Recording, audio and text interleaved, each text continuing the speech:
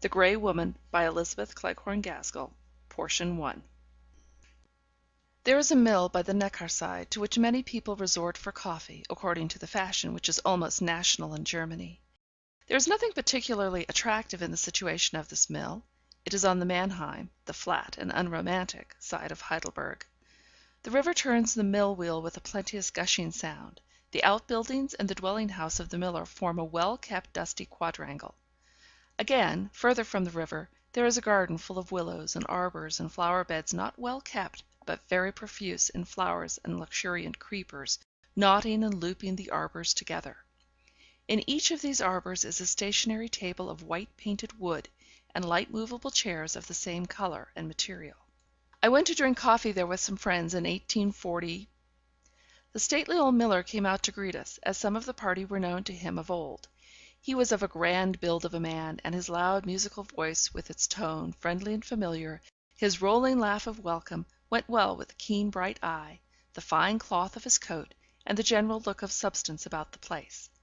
Poultry of all kinds abounded in the mill yard, where there were ample means of livelihood for them strewed on the ground; but not content with this, the miller took out handfuls of corn from the sacks, and threw liberally to the cocks and hens that ran almost under his feet in their eagerness. And all the time he was doing this, as it were habitually, he was talking to us, and ever and anon calling to his daughter and the serving maids to bid them hasten the coffee we had ordered. He followed us to an arbour, and saw us served to his satisfaction with the best of everything we could ask for, and then left us to go round to the different arbours, and see that each party was properly attended to. And as he went, this great, prosperous, happy-looking man whistled softly one of the most plaintive airs I ever heard. His family have held this mill ever since the old Palatinate days, or rather, I should say, have possessed the ground ever since then, for 2 successive mills of theirs have been burnt down by the French. If you want to see Scherer in a passion, just talk to him of the possibility of a French invasion. At this moment, still whistling that mournful air, we saw the miller going down the steps that led from the somewhat raised garden into the mill yard, and so I seemed to have lost my chance of putting him in a passion. We had nearly finished our coffee, and our kuchen, and our cinnamon cake, when heavy splashes fell on our thick, leafy covering; quicker and quicker they came, coming through the tender leaves as if they were tearing them asunder. All the people in the garden were hurrying under shelter, or seeking for their carriages standing outside. Up the steps the miller came hastening with a crimson umbrella, fit to cover every one left in the garden, and followed by his daughter and 1 or 2 maidens, each bearing an umbrella. "Come into the house, come in, I say. It is a summer storm, and will flood the place for an hour or 2, till the river carries it away. Here, here!" And we followed him back into his own house.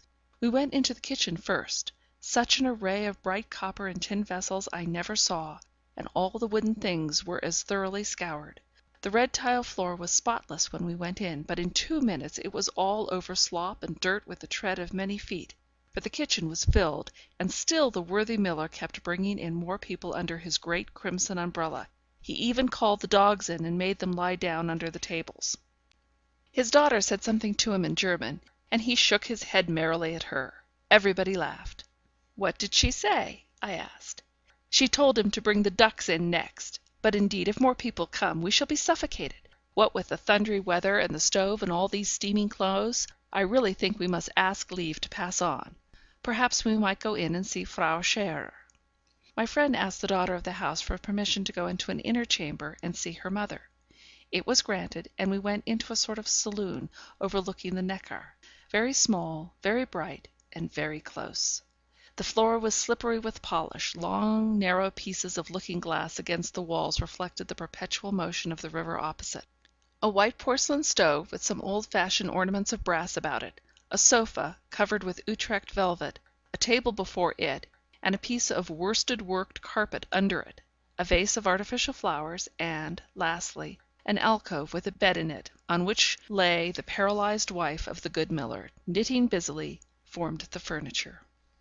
I spoke as if this was all that was to be seen in the room; but, sitting quietly, while my friend kept up a brisk conversation in a language which I but half understood, my eye was caught by a picture in a dark corner of the room, and I got up to examine it more nearly. It was that of a young girl of extreme beauty, evidently of middle rank. There was a sensitive refinement in her face, as if she almost shrank from the gaze which, of necessity, the painter must have fixed upon her. It was not over well painted, but I felt that it must have been a good likeness, from the strong impress of peculiar character which I have tried to describe. From the dress, I should guess it to have been painted in the latter half of the last century, and I afterwards heard that I was right. There was a little pause in the conversation. "Will you ask Frau Scherer who this is?" My friend repeated my question, and received a long reply in German. Then she turned round and translated it to me. "It is the likeness of a great aunt of her husband's." My friend was standing by me, and looking at the picture with sympathetic curiosity. "See, here is the name on the open page of this Bible, Anna Scherer, 1778. Frau Scherer says there is a tradition in the family that this pretty girl with her complexion of lilies and roses lost her colour so entirely through fright that she was known by the name of the Grey Woman. She speaks as if this Anna Scherer lived in some state of lifelong terror, but she does not know details, refers me to her husband for them. She thinks he has some papers which were written by the original of that picture, for her daughter, who died in this very house not long after our friend there was married. We can ask Herr Scherer for the whole story if you like." "Oh yes, pray do," said I. And as our host came in at this moment to ask how we were faring, and to tell us that he had sent to Heidelberg for carriages to convey us home, seeing no chance of the heavy rain abating, my friend, after thanking him, passed on to my request. "Ah," said he, his face changing, "the Aunt Anna had a sad history. It was all owing to one of those hellish Frenchmen, and her daughter suffered for it, the cousin Ursula, as we all called her when I was a child. To be sure, the good cousin Ursula was his child as well. The sins of the fathers are visited on their children. The lady would like to know all about it, would she? Well, there are papers, a kind of apology the Aunt Anna wrote for putting an end to her daughter's engagement, or rather, facts which she revealed, that prevented cousin Ursula from marrying the man she loved, and so she would never have any other good fellow, else I have heard say my father would have been thankful to have made her his wife.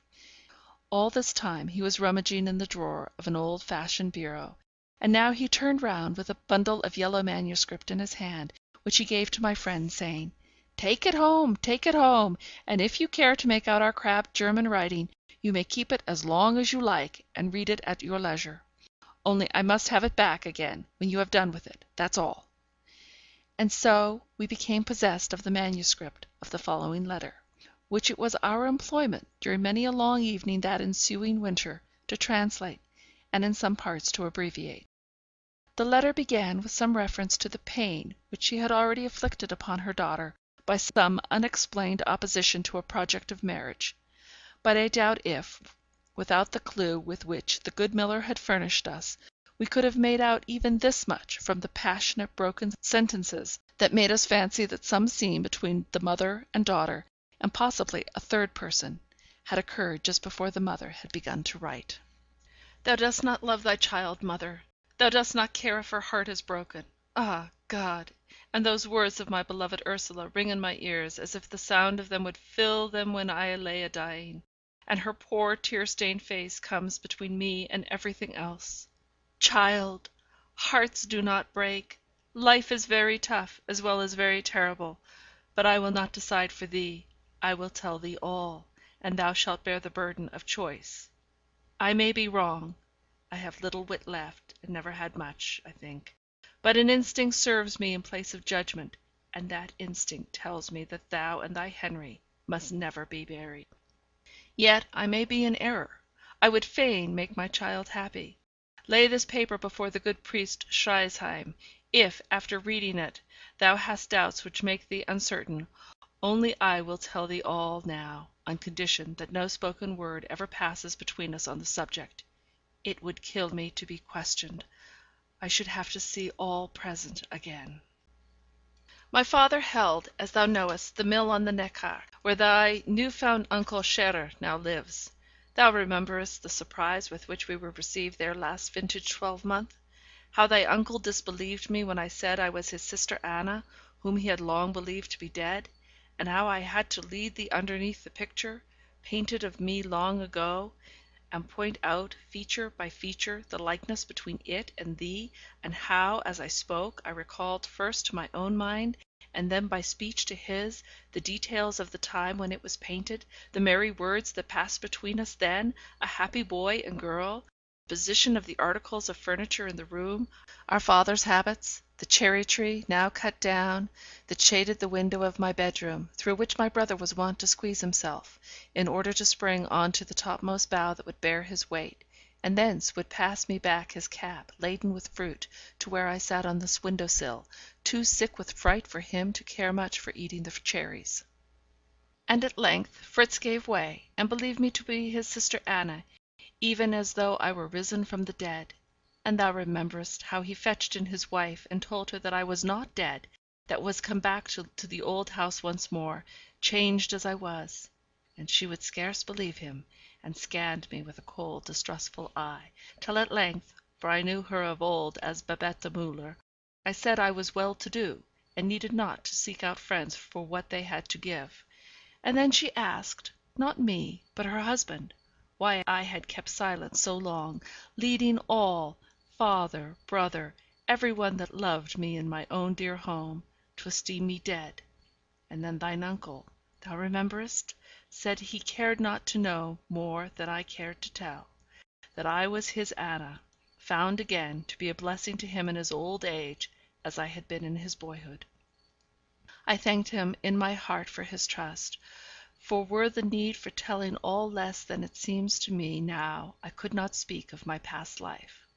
But she, who was my sister-in-law still, held back her welcome, and, for want of that, I did not go to live in Heidelberg as I had planned beforehand, in order to be near my brother Fritz, but contented myself with his promise to be a father to my Ursula when I should die and leave this weary world. That Babette Müller was, as I may say, the cause of all my life's suffering. She was a baker's daughter in Heidelberg, a great beauty, as people said, and indeed, as I could see for myself, I, too, thou sawest my picture, was reckoned a beauty, and I believe I was so. Babette Müller looked upon me as a rival. She liked to be admired, and had no one much to love her. I had several people to love me, thy grandfather, Fritz, the old servant Kattin, Karl, the head apprentice at the mill, and I feared admiration and notice, and the being stared at as the schöne Müllerin whenever I went to make my purchase in Heidelberg. Those were happy, peaceful days. I had Kattin to help me in the housework, and whatever we did pleased my brave old father, who was always gentle and indulgent towards us women, though he was stern enough with the apprentices in the mill. Karl, the oldest of these, was his favourite, and I can see now that my father wished him to marry me, and that Karl himself was desirous to do so. But Karl was rough spoken and passionate, not with me, but with the others, and I shrank from him in a way which, I fear, gave him pain. And then came thy uncle Fritz's marriage, and Babette was brought to the mill to be its mistress. Not that I cared much for giving up my post, for, in spite of my father's great kindness, I always feared that I did not manage well for so large a family, with the men and a girl under Kattin. We sat down 11 each night to supper. But when Babette began to find fault with Kattin, I was unhappy at the blame that fell on faithful servants, and by I began to see that Babette was egging on Karl to make more open love to me, and, as she once said, to get done with it, and take me off to a home of my own. My father was growing old, and did not perceive all my daily discomfort. The more Karl advanced, the more I disliked him.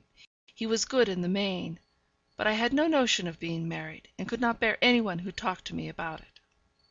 Things were in this way when I had an invitation to go to Karlsruhe to visit a schoolfellow of whom I had been very fond. Babette was all for my going. I don't think I wanted to leave home, and yet I had been very fond of Sophie Ruprecht. But I was always shy among strangers. Somehow the affair was settled for me, but not until both Fritz and my father had made inquiries as to the character and position of the Ruprechts. They learned that the father had held some kind of inferior position about the Grand Duke's court, and was now dead, leaving a widow, a noble lady, and 2 daughters, the elder of whom was Sophie, my friend. Madame Ruprecht was not rich, but more than respectable, genteel. When this was ascertained, my father made no opposition to my going. Babette forwarded it by all the means in her power, and even my dear Fritz had his word to say in its favour. Only Kätchen was against it. Kätchen and Karl. The opposition of Karl did more to send me to Carlsruhe than anything, for I could have objected to go, but when he took upon himself to ask what was the good of going a gadding, visiting strangers of whom no one knew anything, I yielded to circumstances, to the pulling of Sophie and the pushing of Babette. I was silently vexed, I remember, at Babette's inspection of my clothes, at the way in which she settled that this gown was too old fashioned, or that too common, to go with me on my visit to a noble lady, and at the way in which she took upon herself to spend the money my father had given me to buy what was requisite for the occasion. And yet I blamed myself, for every one else thought her so kind for doing all this, and she herself meant kindly too. At last I quitted the mill by the Neckar side. It was a long day's journey, and Fritz went with me to Carlsruhe. The Ruprechts lived on the third floor of a house a little behind one of the principal streets, in a cramped up court, to which we gained admittance through a doorway in the street. I remember how pinched their rooms looked after the large space we had at the mill, and yet they had an air of grandeur about them which was new to me, and which gave me pleasure, faded as some of it was. Madame Ruprecht was too formal a lady for me. I was never at my ease with her, but Sophie was all that I had recollected her at school, kind, affectionate, and only rather too ready with her expressions of admiration and regard. The little sister kept out of our way, and that was all we needed in the first enthusiastic renewal of our early friendship.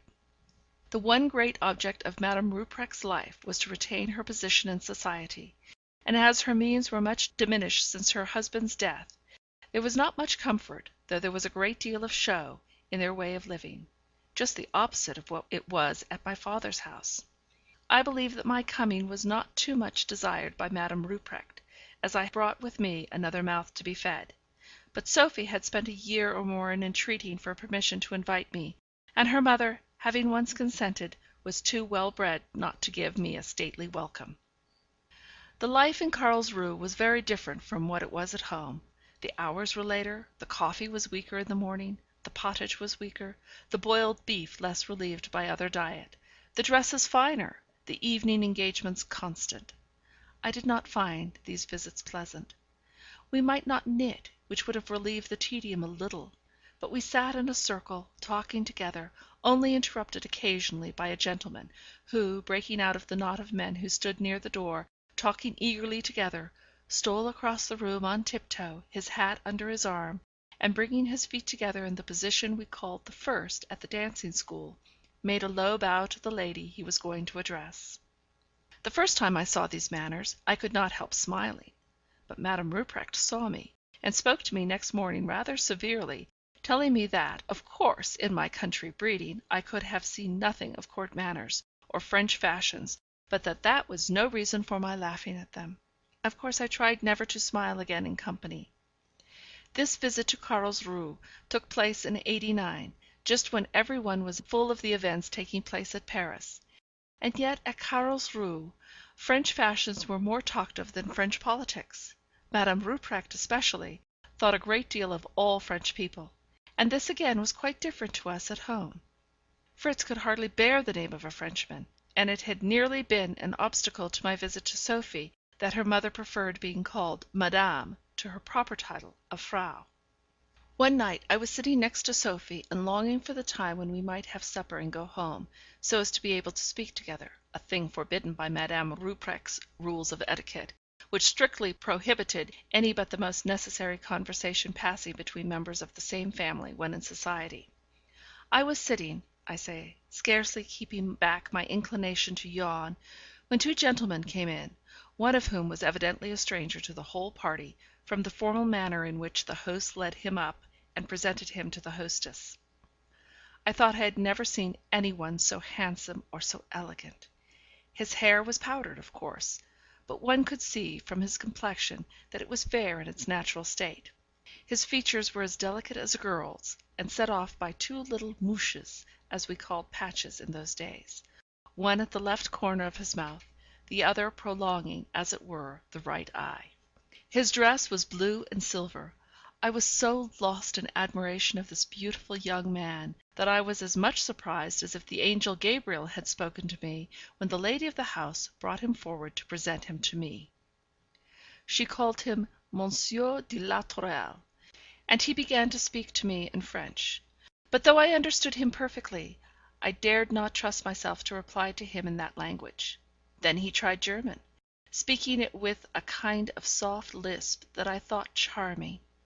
But, before the end of the evening, I became a little tired of the affected softness and effeminacy of his manners, and the exaggerated compliments he paid me, which had the effect of making all the company turn round and look at me.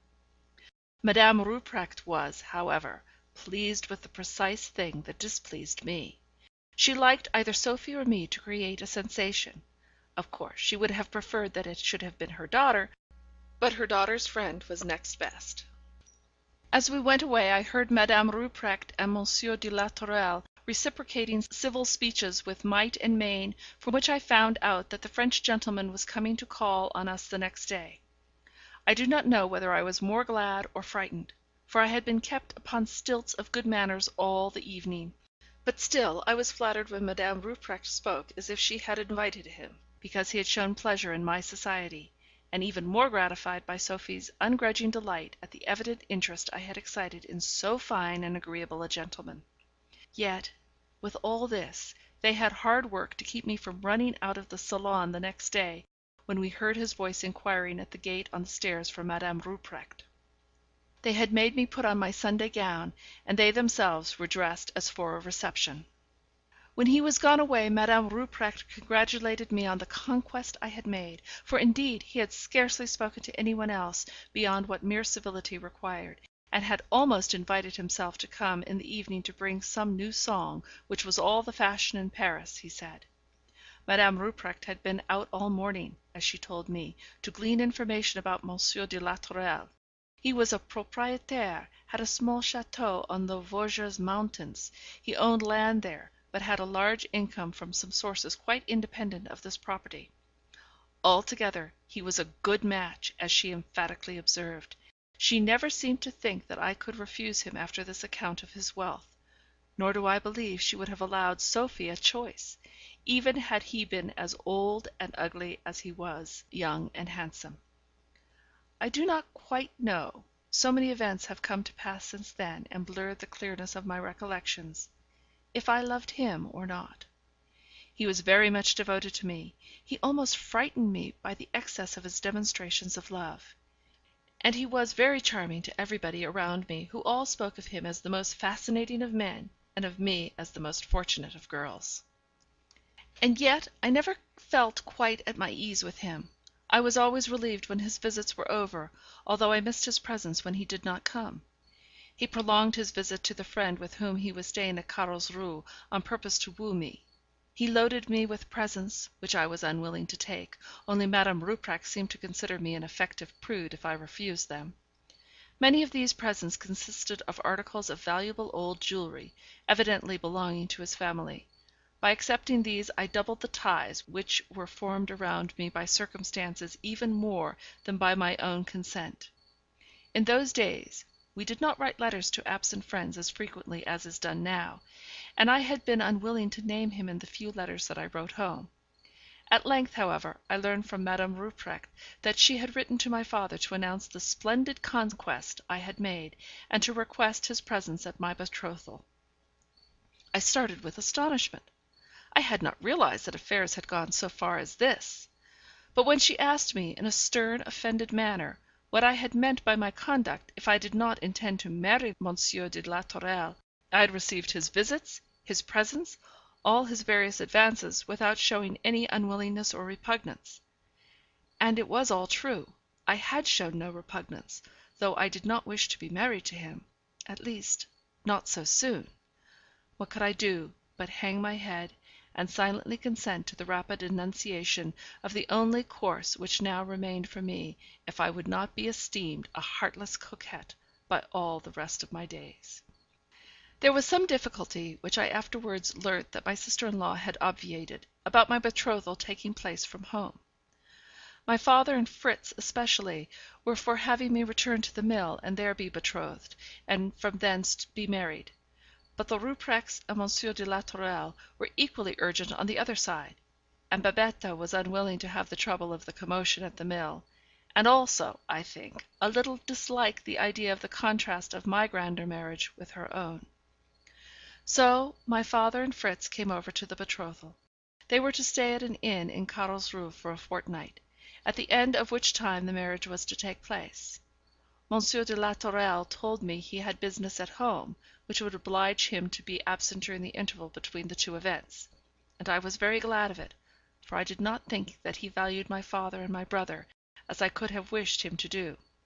He was very polite to them, put on all the soft grand manner which he had rather dropped with me, and complimented us all round, beginning with my father and Madame Rupprecht, and ending with little Alwina.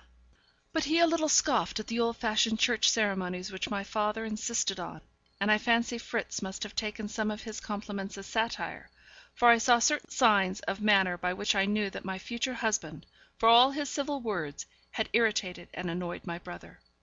But all the money arrangements were liberal in the extreme, and more than satisfied, almost surprised, my father.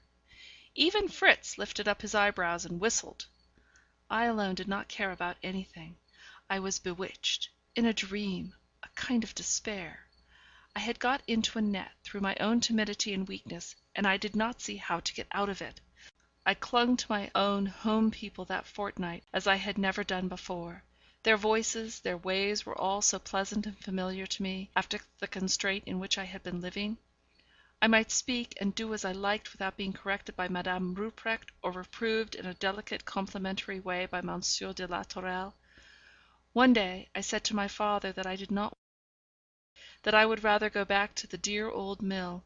But he seemed to feel this speech of mine as a dereliction of duty as great as if I had committed perjury, as if, after the ceremony of betrothal, no one had any right over me but my future husband.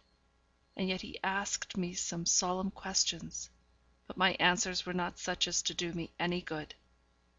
Dost thou know any fault or crime in this man that should prevent God's blessing from resting on thy marriage with him? Dost thou feel aversion or repugnance to him in any way? And to all this what could I say? I could only stammer out that I did not think I loved him enough.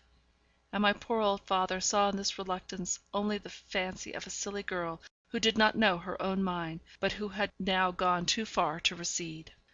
So we were married in the court chapel, a privilege which Madame Rupprecht had used no end of efforts to obtain for us, and which she must have thought was to secure us all possible happiness, both at the time and in recollection afterwards. We were married, and after 2 days spent in festivity at Carlsruhe, among all our new fashionable friends there, I bade good bye for ever to my dear old father. I had begged my husband to take me by way of Heidelberg to his old castle in the Vosges, but I found an amount of determination under that effeminate appearance and manner for which I was not prepared, and he refused my first request so decidedly that I dared not urge it. "Henceforth, Anna," said he, "you will move in a different sphere of life; and though it is possible that you may have the power of showing favour to your relations from time to time, yet much or familiar intercourse will be undesirable, and is what I cannot allow." I felt almost afraid, after this formal speech, of asking my father and Fritz to come and see me; but when the agony of bidding them farewell overcame all my prudence, I did beg them to pay me a visit ere long. But they shook their heads, and spoke of business at home, of different kinds of life, of my being a Frenchwoman now. Only my father broke out at last with a blessing, and said, "If my child is unhappy, which God forbid, let her remember that her father's house is ever open to her." I was on the point of crying out, "Oh, take me back then now, my father! Oh, my father!" when I felt, rather than saw, my husband present near me. He looked on with a slightly contemptuous air, and taking my hand in his, he led me weeping away, saying that short farewells were always the best when they were inevitable. It took us 2 days to reach his château in the Vosges, for the roads were bad and the way difficult to ascertain. Nothing could be more devoted than he was all the time of the journey. It seemed as if he were trying in every way to make up for the separation which every hour made me feel the more complete between my present and my former life. I seemed as if I were only now wakening up to a full sense of what marriage was, and I dare say I was not a cheerful companion on the tedious journey. At length, jealousy of my regret for my father and brother got the better of Monsieur de la Tourelle, and he became so much displeased with me that I thought my heart would break with the sense of desolation. So it was in no cheerful frame of mind that we approached Les Rochers, and I thought that perhaps it was because I was so unhappy that the place looked so dreary. On one side, the château looked like a raw, new building, hastily run up for some immediate purpose, without any growth of trees or underwood near it, only the remains of the stone used for the building, not yet cleared away from the immediate neighbourhood, although weeds and lichens had been suffered to grow near and over the heaps of rubbish. On the other were the great rocks from which the place took its name, and rising close against them, as if almost a natural formation, was the old castle, whose building dated many centuries back. It was not large nor grand, but it was strong and picturesque, and I used to wish that we lived in it rather than in the smart, half furnished apartment in the new edifice, which had been hastily got ready for my reception. Incongruous as the two parts were, they were joined into a whole by means of intricate passages and unexpected doors, the exact positions of which I never fully understood. Monsieur de la Tourelle led me to a suite of rooms set apart for me, and formally installed me in them, as in a domain of which I was sovereign. He apologized for the hasty preparation which was all he had been able to make for me, but promised, before I asked, or even thought of complaining, that they should be made as luxurious as heart could wish before many weeks had elapsed.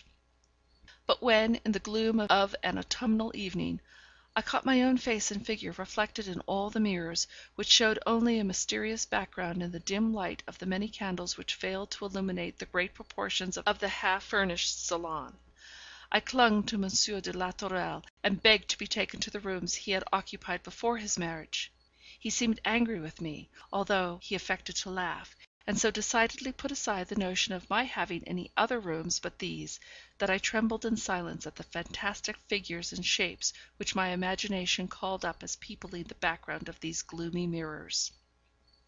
There was my boudoir, a little less dreary; my bedroom, with its grand and tarnished furniture, which I commonly made into my sitting room, locking up the various doors which led into the boudoir, the salon, the passages. All but one, through which Monsieur de la Tourelle always entered from his own apartments in the older part of the castle. But this preference of mine for occupying my bedroom annoyed Monsieur de la Tourelle, I am sure, though he did not care to express his displeasure. He would always allure me back into the salon, which I disliked more and more from its complete separation from the rest of the building by the long passage into which all the doors of my apartment opened. This passage was closed by heavy doors and portières, through which I could not hear a sound from the other parts of the house, and of course the servants could not hear any movement or cry of mine unless expressly summoned. To a girl brought up as I had been in a household where every individual lived all day in the sight of every other member of the family, never wanted either cheerful words or the sense of silent companionship, this grand isolation of mine was very formidable, and the more so, because Monsieur de la Tourelle, as landed proprietor, sportsman, and what not, was generally out of doors the greater part of every day, and sometimes for 2 or 3 days at a time. I had no pride to keep me from associating with the domestics. It would have been natural to me in many ways to have sought them out for a word of sympathy in those dreary days when I was left so entirely to myself, had they been like our kindly German servants, but I disliked them, one and all, I could not tell why. Some were civil, but there was a familiarity in their civility which repelled me. Others were rude, and treated me more as if I were an intruder than their master's chosen wife. And yet of the two sets, I liked these last the best. The principal male servant belonged to this latter class. I was very much afraid of him, he had such an air of suspicious surliness about him in all he did for me. And yet Monsieur de la Tourelle spoke of him as most valuable and faithful. Indeed, it sometimes struck me that Lefebvre ruled his master in some things, and this I could not make out. For while Monsieur de la Tourelle behaved towards me as if I were some precious toy or idol, to be cherished, and fostered, and petted, and indulged, I soon found out how little I, or apparently any one else, could bend the terrible will of the man who had on first acquaintance appeared too effeminate and languid to exert his will in the slightest particular. I had learnt to know his face better now, and to see that some vehement depth of feeling, the cause of which I could not fathom, made his grey eye glitter with pale light, and his lips contract, and his delicate cheek whiten on certain occasions. But all had been so open and above board at home, that I had no experience to help me to unravel any mysteries among those who lived under the same roof. I understood that I had made what Madame Rupprecht and her set would have called a great marriage, because I lived in château with many servants, bound ostensibly to obey me as a mistress. I understood that M. de la Tourelle was fond enough of me in his way, proud of my beauty, I dare say, for he often enough spoke about it to me; but he was also jealous and suspicious, and uninfluenced by my wishes, unless they tallied with his own. I felt at this time as if I could have been fond of him too, if he would have let me; but I was timid from my childhood, and before long my dread of his displeasure, coming down like thunder in the midst of his love, for such slight causes as a hesitation in reply, a wrong word, or a sigh from my father, conquered my humorous inclination to love one who was so handsome, so accomplished, so indulgent and devoted. But if I could not please him when indeed I loved him, you may imagine how often I did wrong when I was so much afraid of him as to quietly avoid his company for fear of his outbursts of passion. One thing I remember noticing, that the more M. de la Tourelle was displeased with me, the more Lefebvre seemed to chuckle; and when I was restored to favour, sometimes on as sudden an impulse as that which occasioned my disgrace, Lefebvre would look askance at me with his cold malicious eyes; and once or twice, at such times, he spoke most disrespectfully to M. de la Tourelle. I have almost forgotten to say that, in the early days of my life at Les Rochers, M. de la Tourelle, in contemptuous indulgent pity at my weakness in disliking the dreary grandeur of the salon, rode up to the milliner in Paris from whom my corbeille de mariage had come, to desire her to look out for me a maid of middle age, experienced in the toilette, and with so much refinement that she might, on occasion, serve as companion to me. The Grey Woman, by Elizabeth Cleghorn Gaskell, Portion 2. A Norman woman, Amante by name, was sent to Les Rochers by the Paris milliner, to become my maid. She was tall and handsome, though upwards of 40, and somewhat gaunt. But, on first seeing her, I liked her. She was neither rude nor familiar in her manners, and had a pleasant look of straightforwardness about her that I had missed in all the inhabitants of the château, and had foolishly set down in my own mind as a national want. Amante was directed by M. de la Tourelle to sit in my boudoir, and to be always within call. He also gave her many instructions as to her duties in matters which, perhaps, strictly belonged to my department of management. But I was young and inexperienced, and thankful to be spared any responsibility. I dare say it was true what M. de la Tourelle said, before many weeks had elapsed, that, for a great lady, a lady of a castle, I became sadly too familiar with my Norman waiting maid. But you know that by birth we were not very far apart in rank. Amante was the daughter of a Norman farmer, I of a German miller. And besides that, my life was so lonely. It almost seemed as if I could not please my husband. He had written for some one capable of being my companion at times, and now he was jealous of my free regard for her, angry because I could sometimes laugh at her original tunes and amusing proverbs, while when with him I was too much frightened to smile. From time to time families from a distance of some leagues drove through the bad roads in their heavy carriages to pay us a visit, and there was an occasional talk of our going to Paris when public affairs should be a little more settled. These little events and plans were the only variations in my life for the first 12 months, if I except the alternations in M. de la Tourelle's temper, his unreasonable anger, and his passionate fondness. Perhaps one of the reasons that made me take pleasure and comfort in Amante's society was, that whereas I was afraid of everybody, I do not think I was half as much afraid of things as of persons. Amante feared no one. She would quietly beard Lefebvre, and he respected her all the more for it. She had a knack of putting questions to Monsieur de la Tourelle, which respectfully informed him that she had detected the weak point, but forbore to press him too closely upon it out of deference to his position as her master. And with all her shrewdness to others, she had quite tender ways with me, all the more so at this time because she knew, what I had not yet ventured to tell Monsieur de la Tourelle, that by and by I might become a mother, that wonderful object of mysterious interest to single women who no longer hoped to enjoy such blessedness themselves. It was once more autumn, late in October, but I was reconciled to my habitation. The walls of the new part of the building no longer looked bare and desolate. The débris had been so far cleared away by Monsieur de la Tourelle's desire as to make me a little flower garden, in which I tried to cultivate those plants that I remembered as growing at home. Amante and I had moved the furniture in the rooms, and adjusted it to our liking. My husband had ordered many an article from time to time that he thought would give me pleasure, and I was becoming tame to my apparent imprisonment in a certain part of the great building, the whole of which I had never yet explored. It was October, as I say, once more. The days were lovely, though short in duration, and Monsieur de la Tourelle had occasion, so he said, to go to that distant estate, the superintendence of which so frequently took him away from home. He took Lefebvre with him, and possibly some more of the lackeys. He often did, and my spirits rose a little at the thought of his absence. And then the new sensation that he was the father of my unborn babe came over me, and I tried to invest him with this fresh character. I tried to believe that it was his passionate love for me that made him so jealous and tyrannical, imposing, as he did, restrictions on my very intercourse with my dear father, from whom I was so entirely separated, as far as personal intercourse was concerned. I had, it is true, let myself go into a sorrowful review of all the troubles which lay hidden beneath the seeming luxury of my life. I knew that no one cared for me except my husband and Amante, for it was clear enough to see that I, as his wife, and also as a parvenue, was not popular among the few neighbours who surrounded us.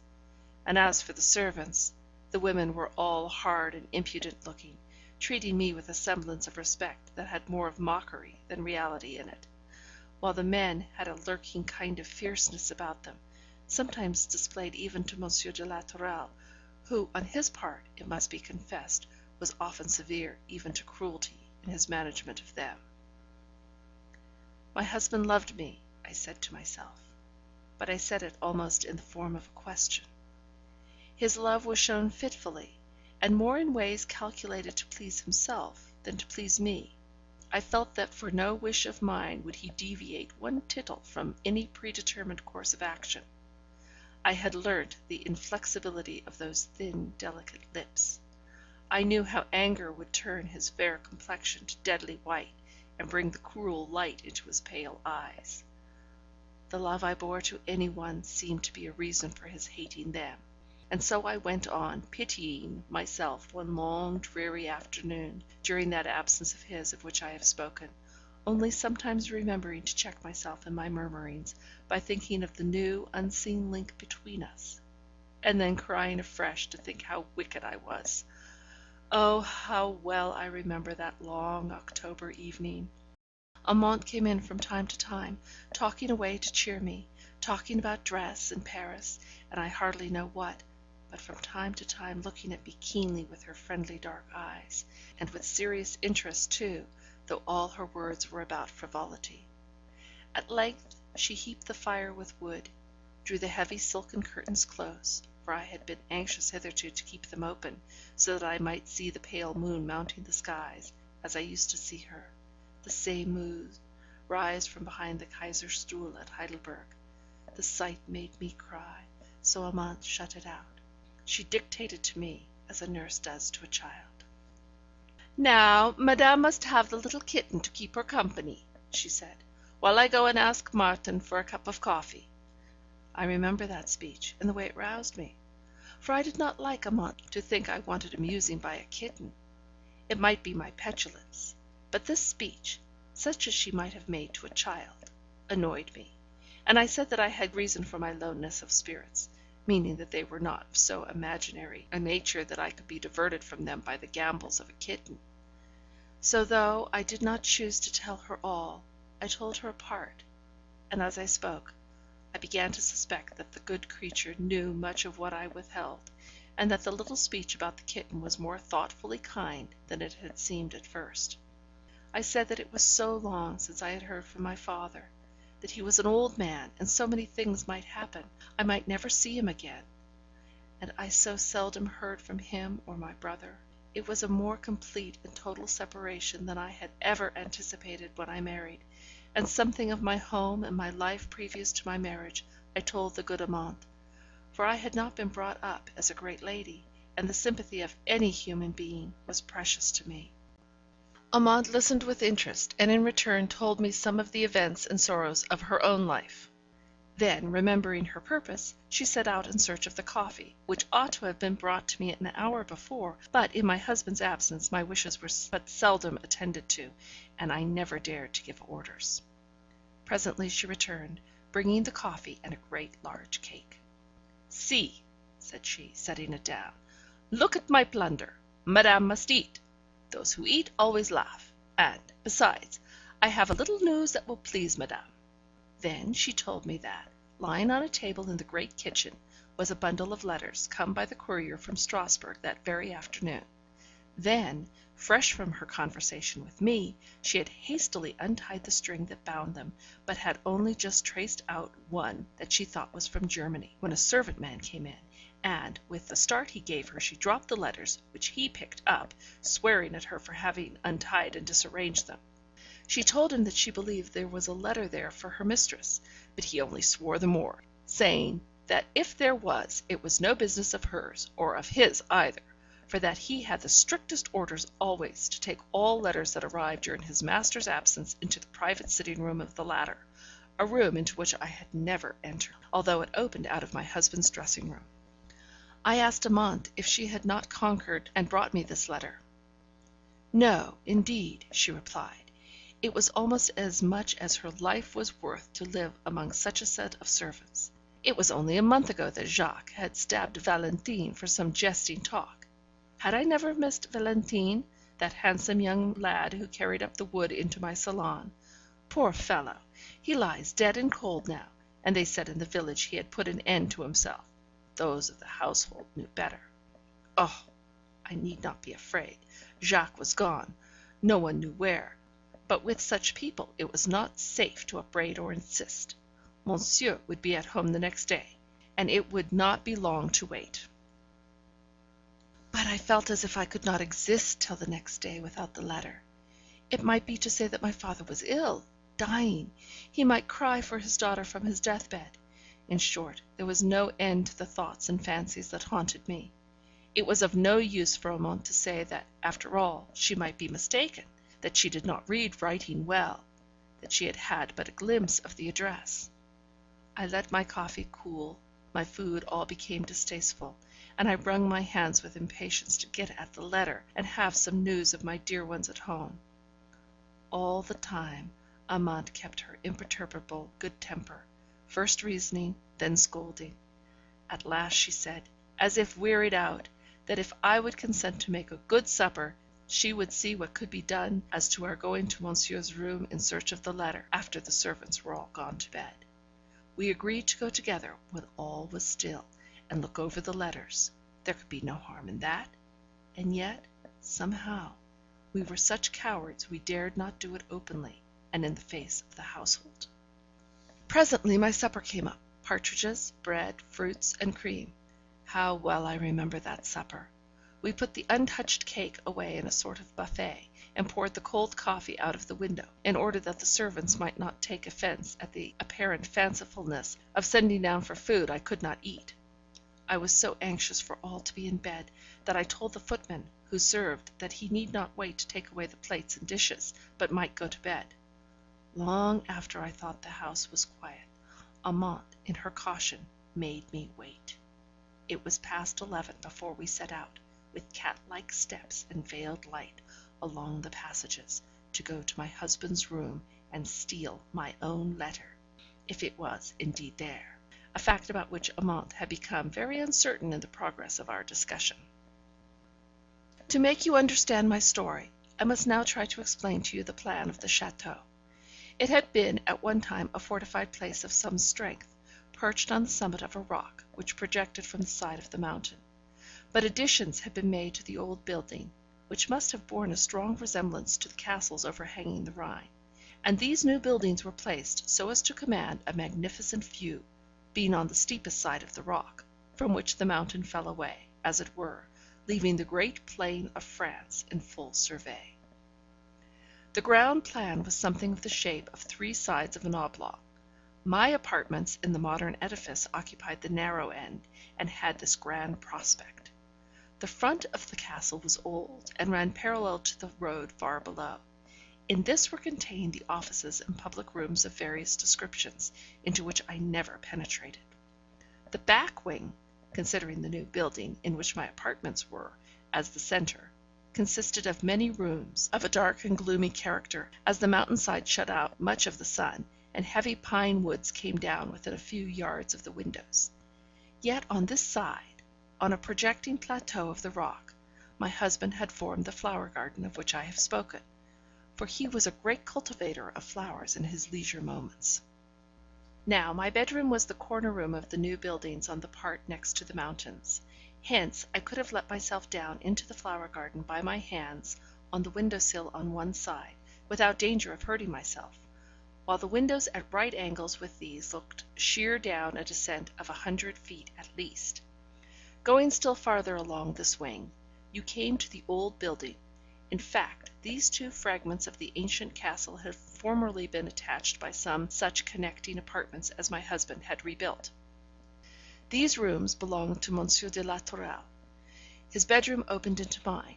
His dressing room lay beyond, and that was pretty nearly all I knew, for the servants, as well as he himself, had a knack of turning me back, under some pretence, if they ever found me walking about alone, as I was inclined to do when I first came, from a sort of curiosity to see the whole of the place of which I had found myself mistress.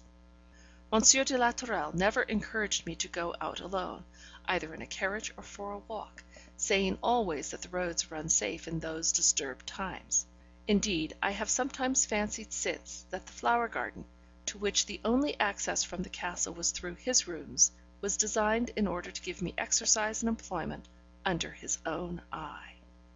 But, to return to that night, I knew, as I have said, that Monsieur de la Tourelle's private room opened out of his dressing room, and this out of his bedroom, which again opened into mine, the corner room. But there were other doors into all these rooms, and these doors led into a long gallery, lighted by windows, looking into the inner court. I do not remember our consulting much about it. We went through my room into my husband's apartment, through the dressing room, but the door of communication into his study was locked, so there was nothing for it but to turn back and go by the gallery to the other door. I recollect noticing 1 or 2 things in these rooms, then seen by me for the first time.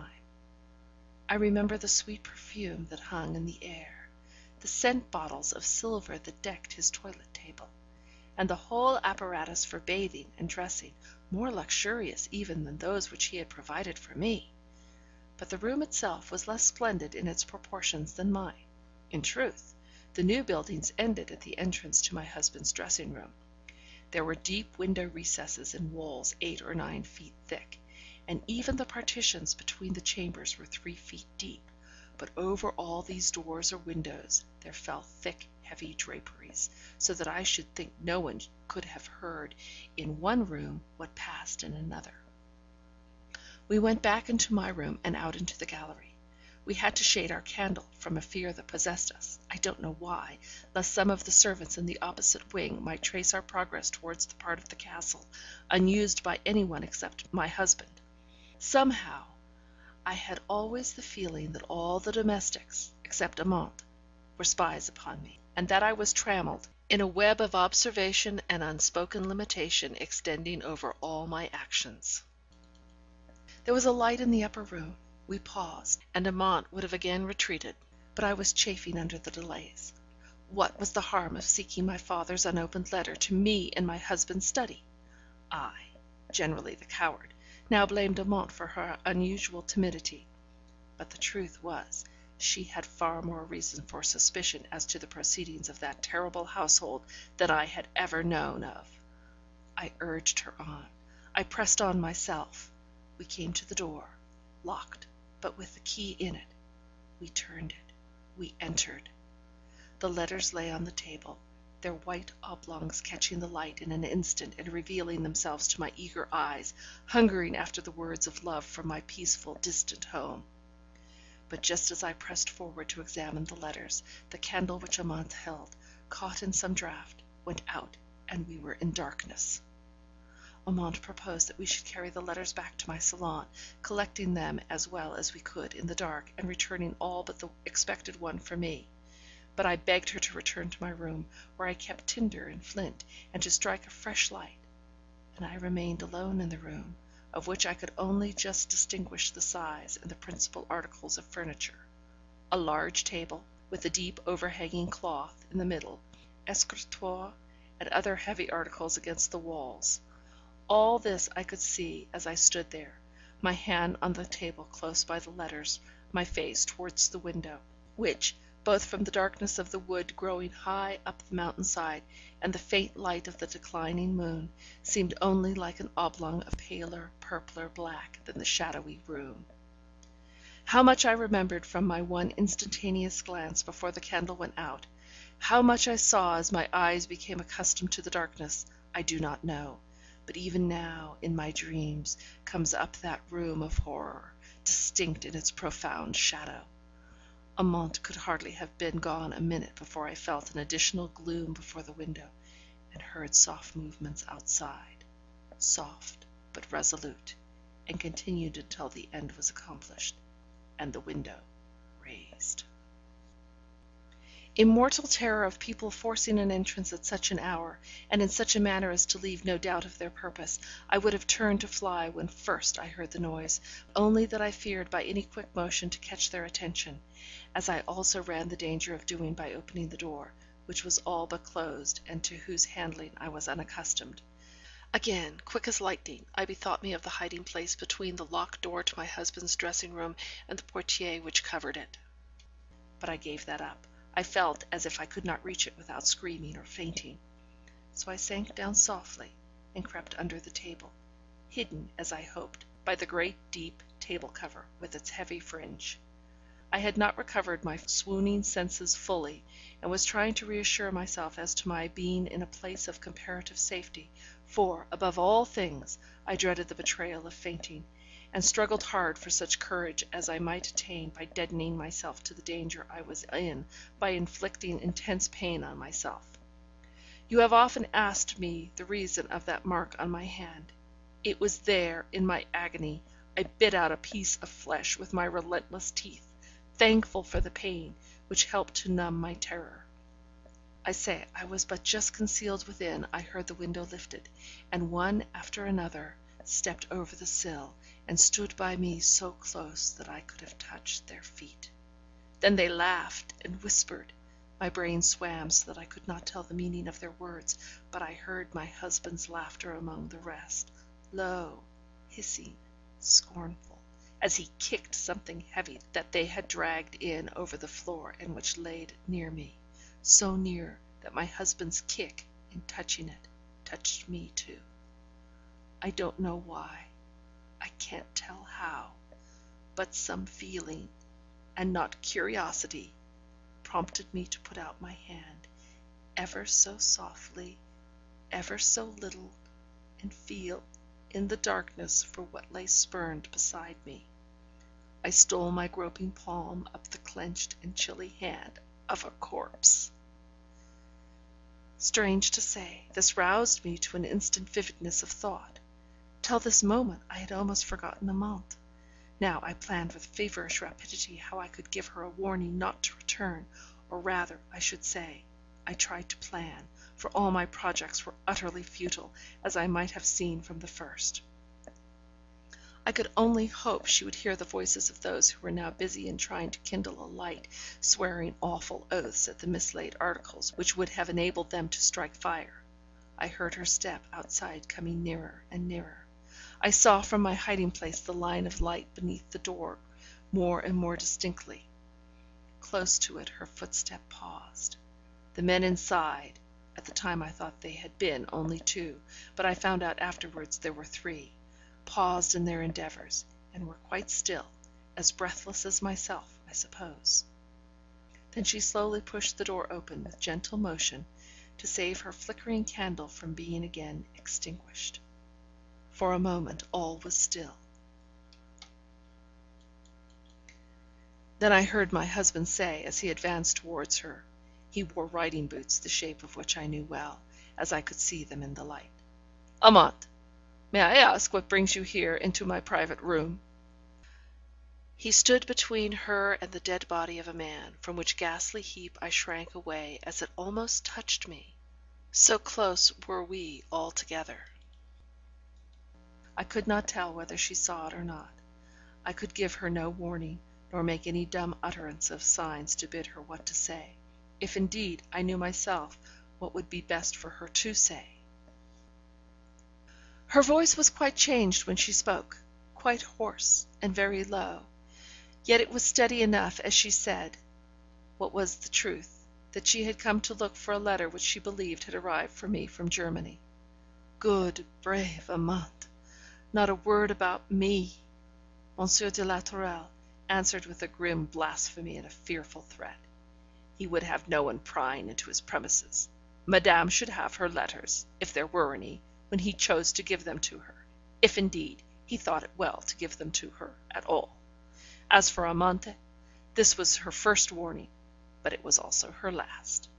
And taking the candle out of her hand, he turned her out of the room, his companions discreetly making a screen, so as to throw the corpse into deep shadow. I heard the key turn in the door after her. If I had ever had any thought of escape, it was gone now. I only hoped that whatever was to befall me might soon be over, for the tension of nerve was growing more than I could bear. The instant she could be supposed to be out of hearing, two voices began speaking in the most angry terms to my husband, upbraiding him for not having detained her, gagged her, nay, one was for killing her, saying he had seen her eye fall on the face of the dead man, whom he now kicked in his passion. Though the form of their speech was as if they were speaking to equals, yet in their tone there was something of fear. I am sure my husband was their superior, or captain, or somewhat. He replied to them almost as if he were scoffing at them, saying it was such an expenditure of labour having to do with fools, that 10 to 1 the woman was only telling the simple truth, and that she was frightened enough by discovering her master in his room to be thankful to escape and return to her mistress, to whom he could easily explain on the morrow how he happened to return in the dead of night. But his companions fell to cursing me, and saying that since Monsieur de la Tourelle had been married he was fit for nothing but to dress himself fine and scent himself with perfume, that, as for me, they could have got him 20 girls prettier, and with far more spirit in them. He quietly answered that I suited him, and that was enough. All this time they were doing something, I could not see what, to the corpse. Sometimes they were too busy rifling the dead body, I believe, to talk. Again, they let it fall with a heavy, resistless thud, and took to quarrelling. They taunted my husband with angry vehemence, enraged at his scoffing and scornful replies, his mocking laughter. Yes, holding up his poor dead victim, the better to strip him of whatever he wore that was valuable. I heard my husband laugh, just as he had done when exchanging repartee in the little salon of the Ruprechts at Carlsruhe. I hated and dreaded him from that moment. At length, as if to make an end of the subject, he said, with cool determination in his voice: "Now, my good friends, what is the use of all this talking, when you know in your hearts that, if I suspected my wife of knowing more than I choose of my affairs, she would not outlive the day. Remember Victorine, because she merely joked about my affairs in an imprudent manner, and rejected my advice to keep a prudent tongue, to see what she liked, but ask nothing and say nothing.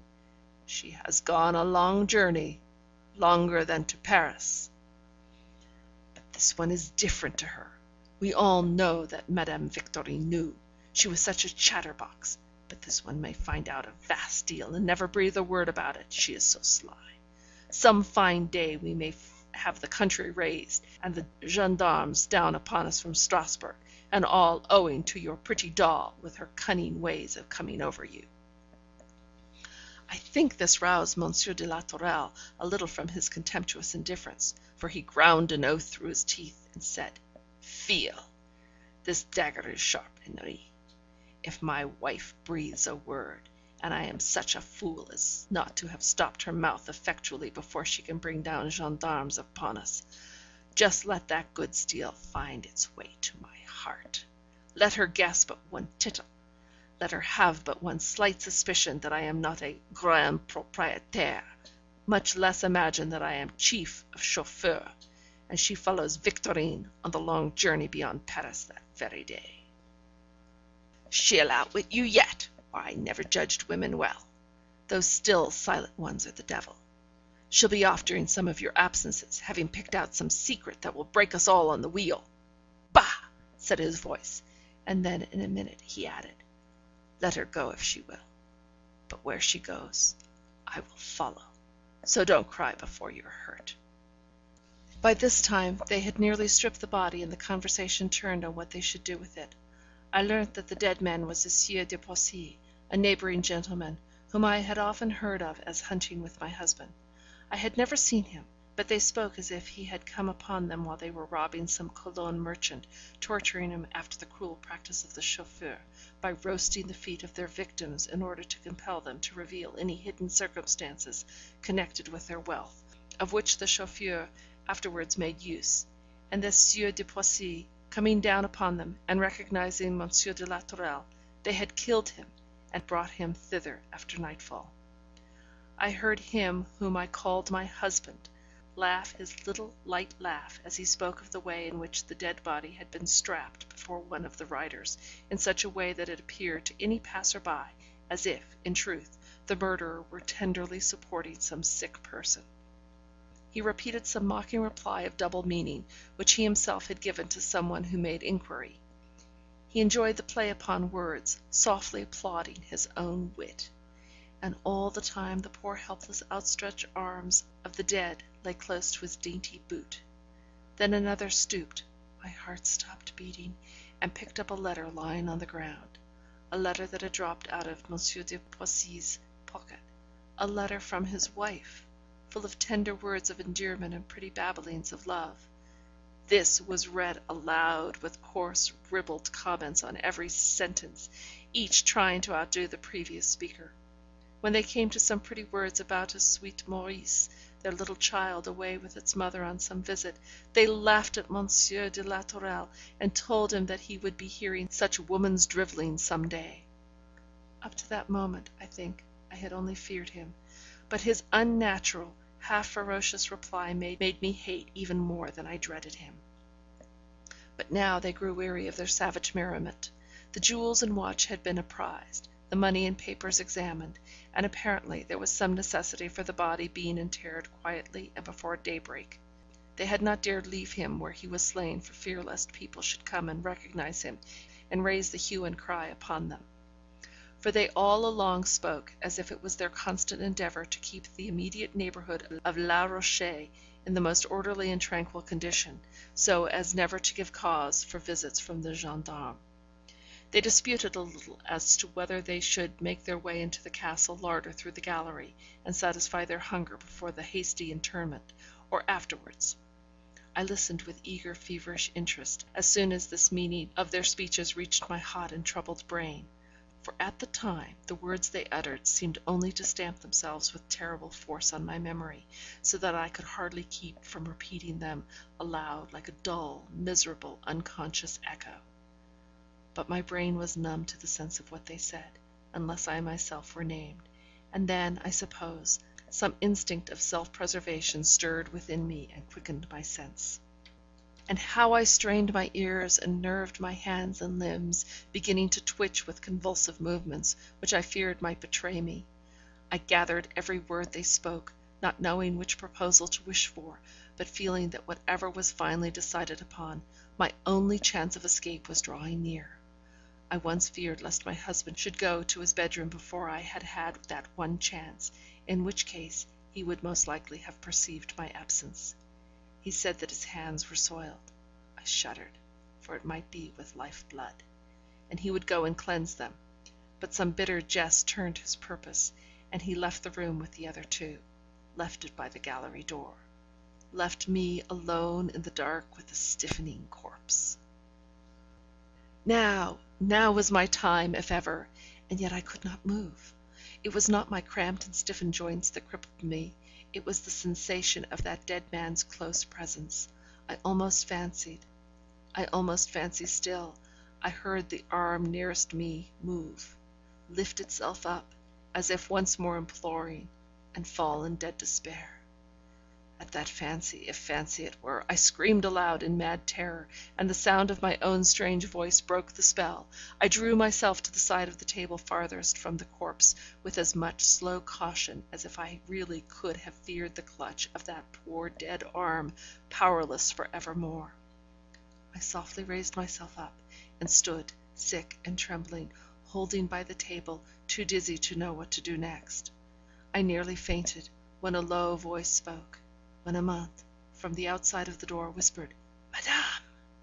The faithful creature had been on the watch, had heard my scream, and having seen the three ruffians troop along the gallery down the stairs and across the court to the offices in the other wing of the castle, she had stolen to the door of the room in which I was. The sound of her voice gave me strength. I walked straight towards it, as one benighted on a dreary moor, suddenly perceiving the small, steady light which tells of human dwellings, takes heart, and steers straight onward. Where I was, where that voice was, I knew not, but go to it I must, or die. The door once opened, I know not by which of us, I fell upon her neck, grasping her tight, till my hands ached with the tension of their hold, yet she never uttered a word, only she took me up in her vigorous arms, and bore me to my room, and laid me on my bed. I do not know more. As soon as I was placed there, I lost sense.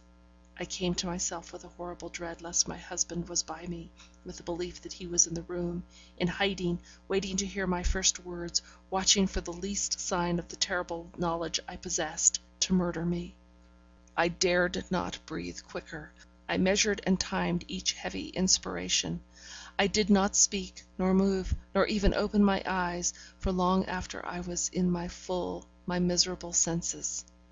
I heard some one treading softly about the room, as if with a purpose, not as if for curiosity, or merely to beguile the time. Some one passed in and out of the salon, and I still lay quiet, feeling as if death were inevitable, but wishing that the agony of death were past. Again faintness stole over me, but just as I was sinking into the horrible feeling of nothingness, I heard Amante's voice close to me, saying, "Drink this, madame, and let us be gone. All is ready." I let her put her arm under my head and raise me, and pour something down my throat. All the time she kept talking in a quiet, measured voice, unlike her own, so dry and authoritative. She told me that a suit of her clothes lay ready for me, that she herself was as much disguised as the circumstances permitted her to be, that what provisions I had left from my supper were stowed away in her pockets; and so she went on, dwelling on little details of the most commonplace description, but never alluding for an instant to the fearful cause why flight was necessary. I made no inquiry as to how she knew, or what she knew. I never asked her either then or afterwards. I could not bear it. We kept our dreadful secret close. But I suppose she must have been in the dressing room adjoining, and heard all. In fact, I dared not speak even to her, as if there were anything beyond the most common event in life in our preparing thus to leave the house of blood by stealth in the dead of night. She gave me directions, short, condensed directions, without reasons, just as you do to a child, and like a child I obeyed her. She went often to the door and listened, and often, too, she went to the window and looked anxiously out. For me, I saw nothing but her, and I dared not let my eyes wander from her for a minute. I heard nothing in the deep midnight silence but her soft movements, and the heavy beating of my own heart. At last she took my hand, and led me in the dark, through the salon, once more into the terrible gallery, where across the black darkness the windows admitted pale sheeted ghosts of light upon the floor. Clinging to her I went, unquestioning, for she was human sympathy to me after the isolation of my unspeakable terror.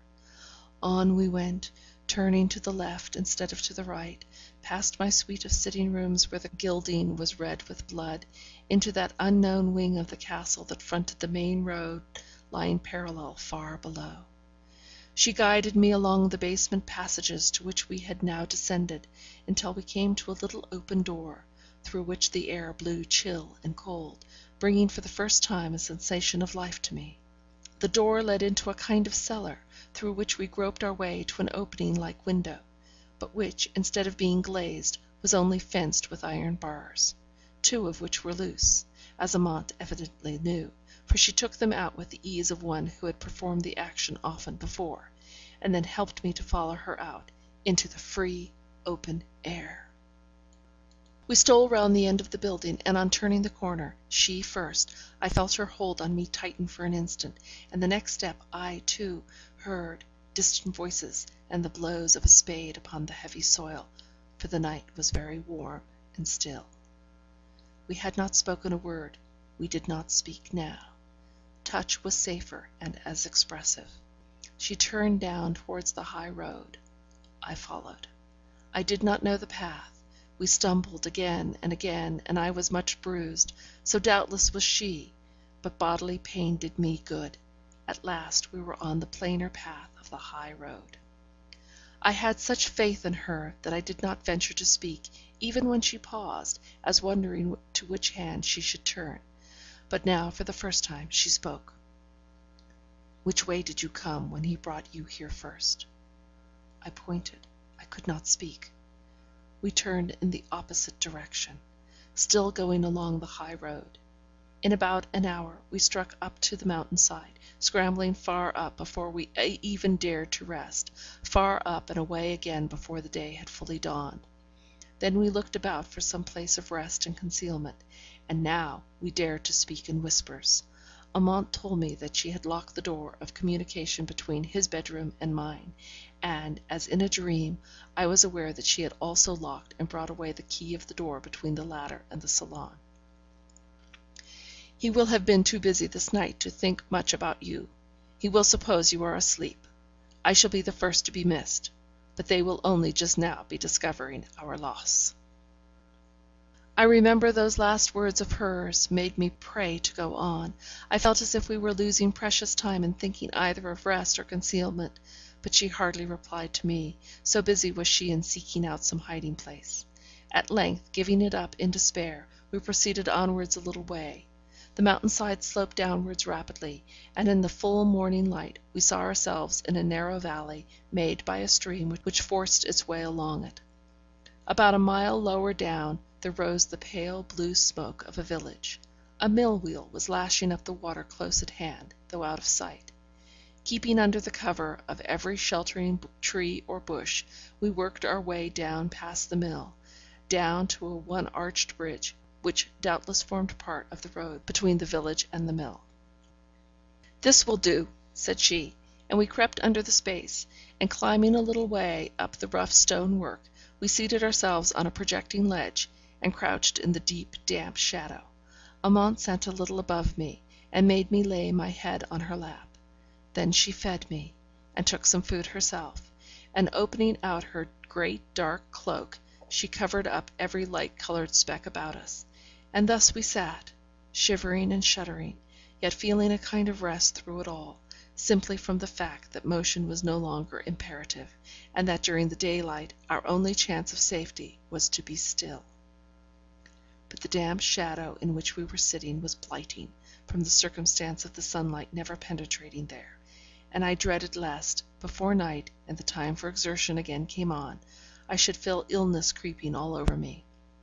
To add to our discomfort, it had rained the whole day long, and the stream, fed by 1,000 little mountain brooklets, began to swell into a torrent, rushing over the stones with a perpetual and dizzying noise.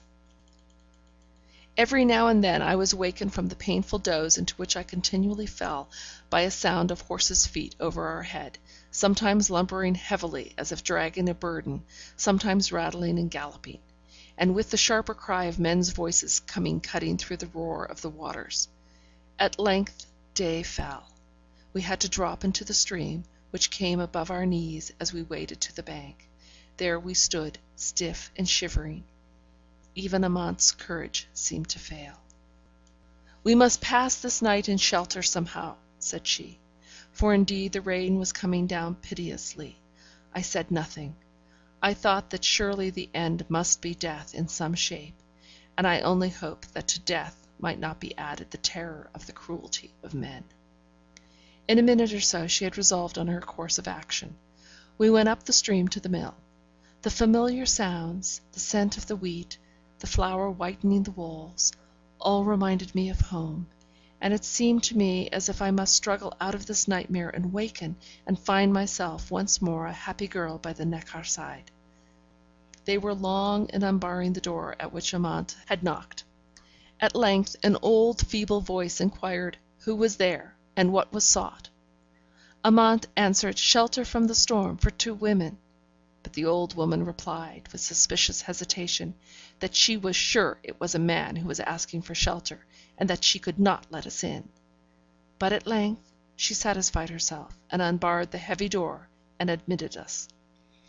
She was not an unkindly woman, but her thoughts all travelled in one circle, and that was, that her master, the miller, had told her on no account to let any man into the place during his absence, and that she did not know if he would not think 2 women as bad, and yet that as we were not men, no one could say she had disobeyed him, for it was a shame to let a dog be out at such a night as this. Amante, with ready wit, told her to let no one know that we had taken shelter there that night, and that then her master could not blame her, and while she was thus enjoining secrecy as the wisest course, with a view to far other people than the miller, she was hastily helping me to take off my wet clothes, and spreading them, as well as the brown mantle that had covered us both, before the great stove which warmed the room with the effectual heat that the old woman's failing vitality required. All this time the poor creature was discussing with herself as to whether she had disobeyed orders in a kind of garrulous way that made me fear much for her capability of retaining anything secret if she was questioned. By and by she wandered away to an unnecessary revelation of her master's whereabouts, gone to help in the search for his landlord, the Sieur de Poissy, who lived at the château just above, and who had not returned from his chase the day before. So the intendant imagined he might have met with some accident, and had summoned the neighbours to beat the forest and the hillside. She told us much besides, giving us to understand that she would fain meet with a place as housekeeper where there were more servants and less to do, as her life here was very lonely and dull, especially since her master's son had gone away, gone to the wars. She then took her supper, which was evidently apportioned out to her with a sparing hand, as, even if the idea had come into her head, she had not enough to offer us any. Fortunately, warmth was all that we required, and that, thanks to Amante's care, was returning to our chilled bodies. After supper the old woman grew drowsy, but she seemed uncomfortable at the idea of going to sleep, and leaving us still in the house. Indeed, she gave us pretty broad hints as to the propriety of our going once more out into the bleak and stormy night, but we begged to be allowed to stay under shelter of some kind, and, at last, a bright idea came over her, and she bade us mount by a ladder to a kind of loft, which went half over the lofty mill kitchen in which we were sitting. We obeyed her what else could we do? And found ourselves in a spacious floor, without any safeguard or wall, boarding, or railing, to keep us from falling over into the kitchen in case we went too near the edge. It was, in fact, the storeroom or garret for the household.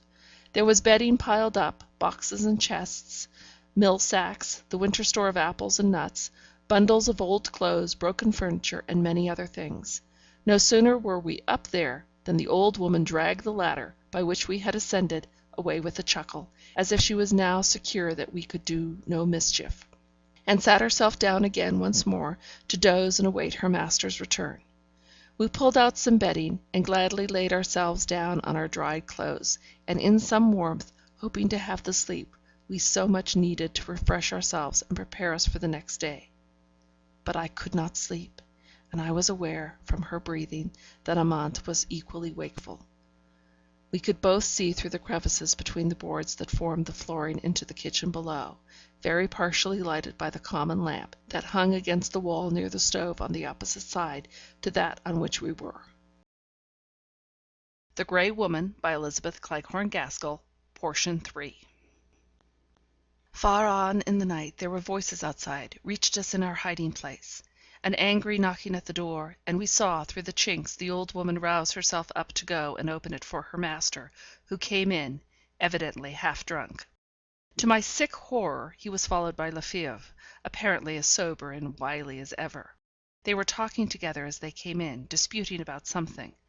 But the miller stopped the conversation to swear at the old woman for having fallen asleep, and, with tipsy anger, and even with blows, drove the poor old creature out of the kitchen to bed.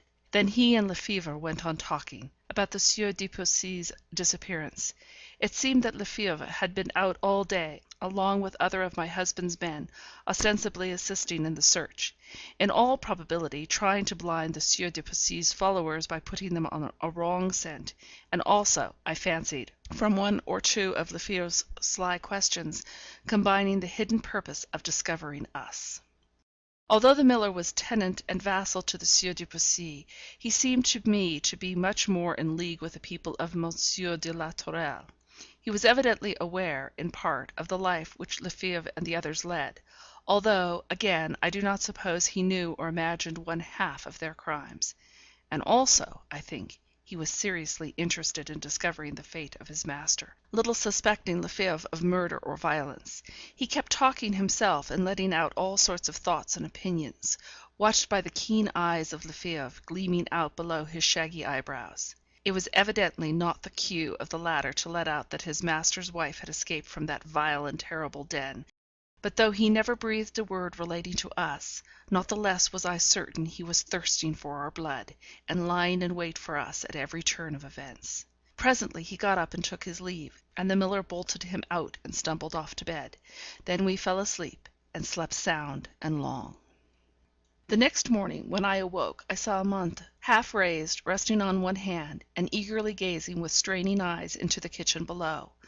I looked too, and both heard and saw the miller and two of his men eagerly and loudly talking about the old woman, who had not appeared as usual to make the fire in the stove and prepare her master's breakfast, and who now, late on in the morning, had been found dead in her bed, whether from the effect of her master's blows the night before, or from natural causes, who can tell? The miller's conscience upbraided him a little, I should say, for he was eagerly declaring his value for his housekeeper, and repeating how often she had spoken of the happy life she led with him. The men might have their doubts, but they did not wish to offend the miller, and all agreed that the necessary steps should be taken for a speedy funeral. And so they went out, leaving us in our loft, but so much alone that, for the first time almost, we ventured to speak freely, though still in hushed voice, pausing to listen continually. Amante took a more cheerful view of the whole occurrence than I did. She said that, had the old woman lived, we should have had to depart that morning, and that this quiet departure would have been the best thing we could have had to hope for, as, in all probability, the housekeeper would have told her master of us and of our resting place, and this fact would, sooner or later, have been brought to the knowledge of those from whom we most desired to keep it concealed. But that now we had time to rest, and a shelter to rest in, during the first hot pursuit, which we knew to a fatal certainty was being carried on. The remnants of our food and the stored up fruit would supply us with provision. The only thing to be feared was, that something might be required from the loft, and the miller or someone else mount up in search of it. But even then, with a little arrangement of boxes and chests, one part might be so kept in shadow that we might yet escape observation. All this comforted me a little, but, I asked, how were we ever to escape? The ladder was taken away, which was our only means of descent. But Amante replied that she could make a sufficient ladder of the rope lying coiled among other things, to drop us down the 10 feet or so, with the advantage of its being portable, so that we might carry it away, and thus avoid all betrayal of the fact that any one had ever been hidden in the loft. During the 2 days that intervened before we did escape, Amante made good use of her time. She looked into every box and chest during the man's absence at his mill, and finding in one box an old suit of man's clothes, which had probably belonged to the miller's absent son, she put them on to see if they would fit her, and when she found that they did, she cut her own hair to the shortness of a man's, made me clip her black eyebrows as close as though they had been shaved, and by cutting up old corks into pieces such as would go into her cheeks, she altered both the shape of her face and her voice to a degree which I should not have believed possible. All this time I lay like one stunned, my body resting and renewing its strength, but I myself in an almost idiotic state. Else surely I could not have taken the stupid interest which I remember I did in all Amante's energetic preparations for disguise. I absolutely recollect once the feeling of a smile coming over my stiff face as some new exercise of her cleverness proved a success. But towards the second day she required me too to exert myself, and then all my heavy despair returned. I let her dye my fair hair and complexion with the decaying shells of the stored up walnuts. I let her blacken my teeth, and even voluntarily broke a front tooth, the better to effect my disguise. But through it all I had no hope of evading my terrible husband. The third night the funeral was over, the drinking ended, the guests gone. The miller put to bed by his men, being too drunk to help himself. They stopped a little while in the kitchen, talking and laughing about the new housekeeper likely to come, and they, too, went off, shutting but not locking the door. Everything favoured us. Amante had tried her ladder on one of the 2 previous nights, and could, by a dexterous throw from beneath, unfasten it from the hook to which it was fixed when it had served its office. She made up a bundle of worthless old clothes, in order that we might the better preserve our characters of a travelling pedlar and his wife. She stuffed a hump on her back. She thickened my figure. She left her own clothes deep down beneath a heap of others in the chest from which she had taken the man's dress which she wore, and with a few francs in her pocket, the sole money we had either of us about us when we escaped, we let ourselves down the ladder, unhooked it, and passed into the cold darkness of night again. We had discussed the route which it would be well for us to take while we lay perdu in our loft. Amante had told me then that her reason for inquiring, when we first left Les Roches, by which way I had first been brought to it, was to avoid the pursuit which she was sure would first be made in the direction of Germany; but that now she thought we might return to that district of country where my German fashion of speaking French would excite least observation. I thought that Amante herself had something peculiar in her accent, which I had heard Monsieur de la Tourelle sneer at as Norman patois, but I said not a word beyond agreeing to her proposal that we should bend our steps towards Germany. Once there, we should, I thought, be safe. Alas! I forgot the unruly time that was overspreading all Europe, overturning all law, and all the protection which law gives. How we wandered, not daring to ask our way; how we lived, how we struggled through many a danger and still more terrors of danger, I shall not tell you now. I will only relate 2 of our adventures before we reached Frankfort. The first, although fatal to an innocent lady, was yet, I believe, the cause of my safety. The second, I shall tell you, that you may understand why I did not return to my former home, as I had hoped to do when we lay in the miller's loft, and I first became capable of groping after an idea of what my future life might be. I cannot tell you how much in these doubtings and wanderings I became attached to Amante. I have sometimes feared since, lest I cared for her only because she was so necessary to my own safety.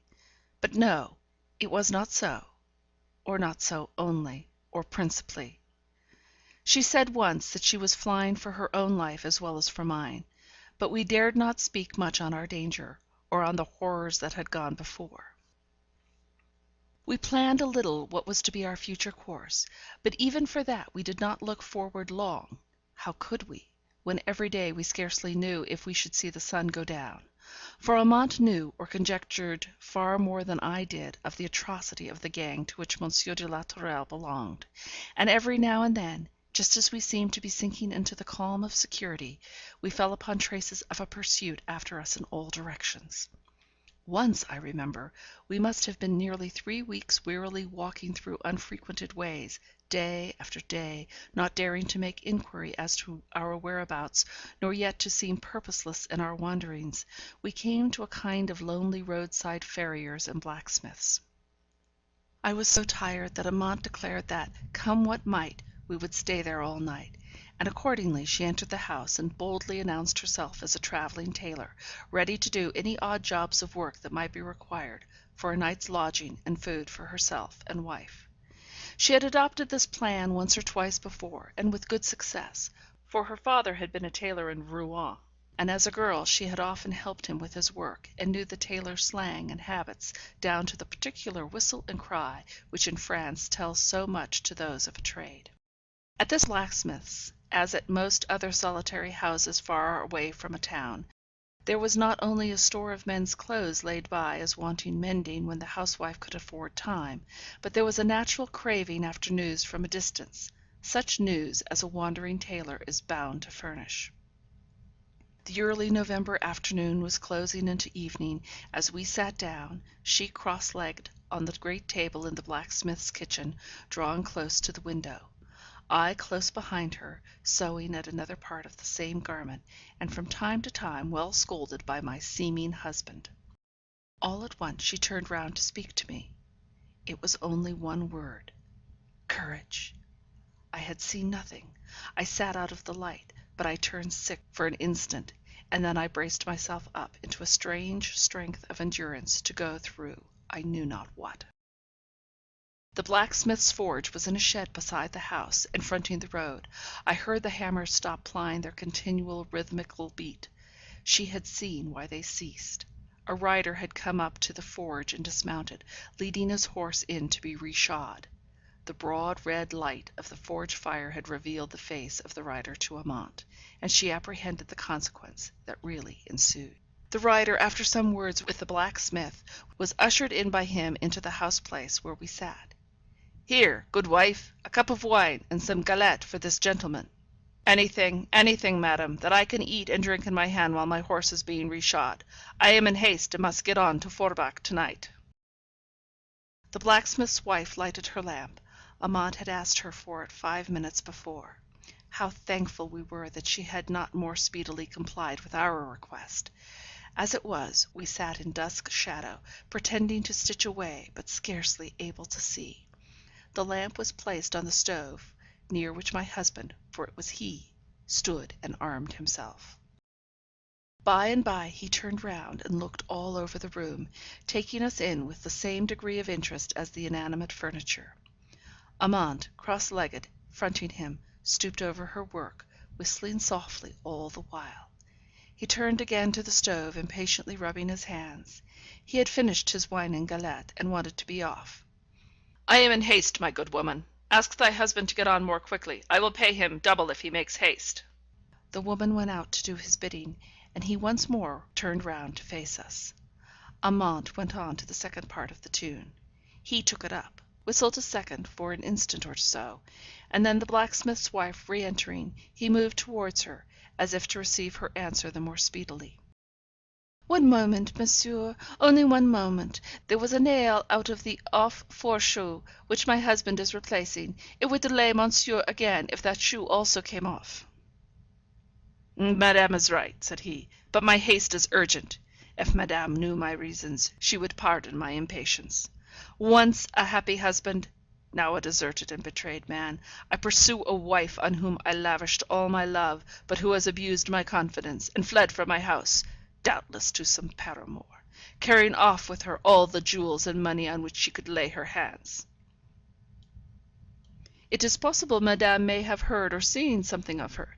She was accompanied in her flight by a base profligate woman from Paris, whom I, unhappy man, had myself engaged for my wife's waiting maid, little dreaming what corruption I was bringing into my house." "Is it possible?" said the good woman, throwing up her hands. Amante went on whistling a little lower, out of respect to the conversation. "However, I am tracing the wicked fugitives. I am on their track." And the handsome, effeminate face looked as ferocious as any demon's. "They will not escape me, but every minute is a minute of misery to me, till I meet my wife. Madame has sympathy, has she not?"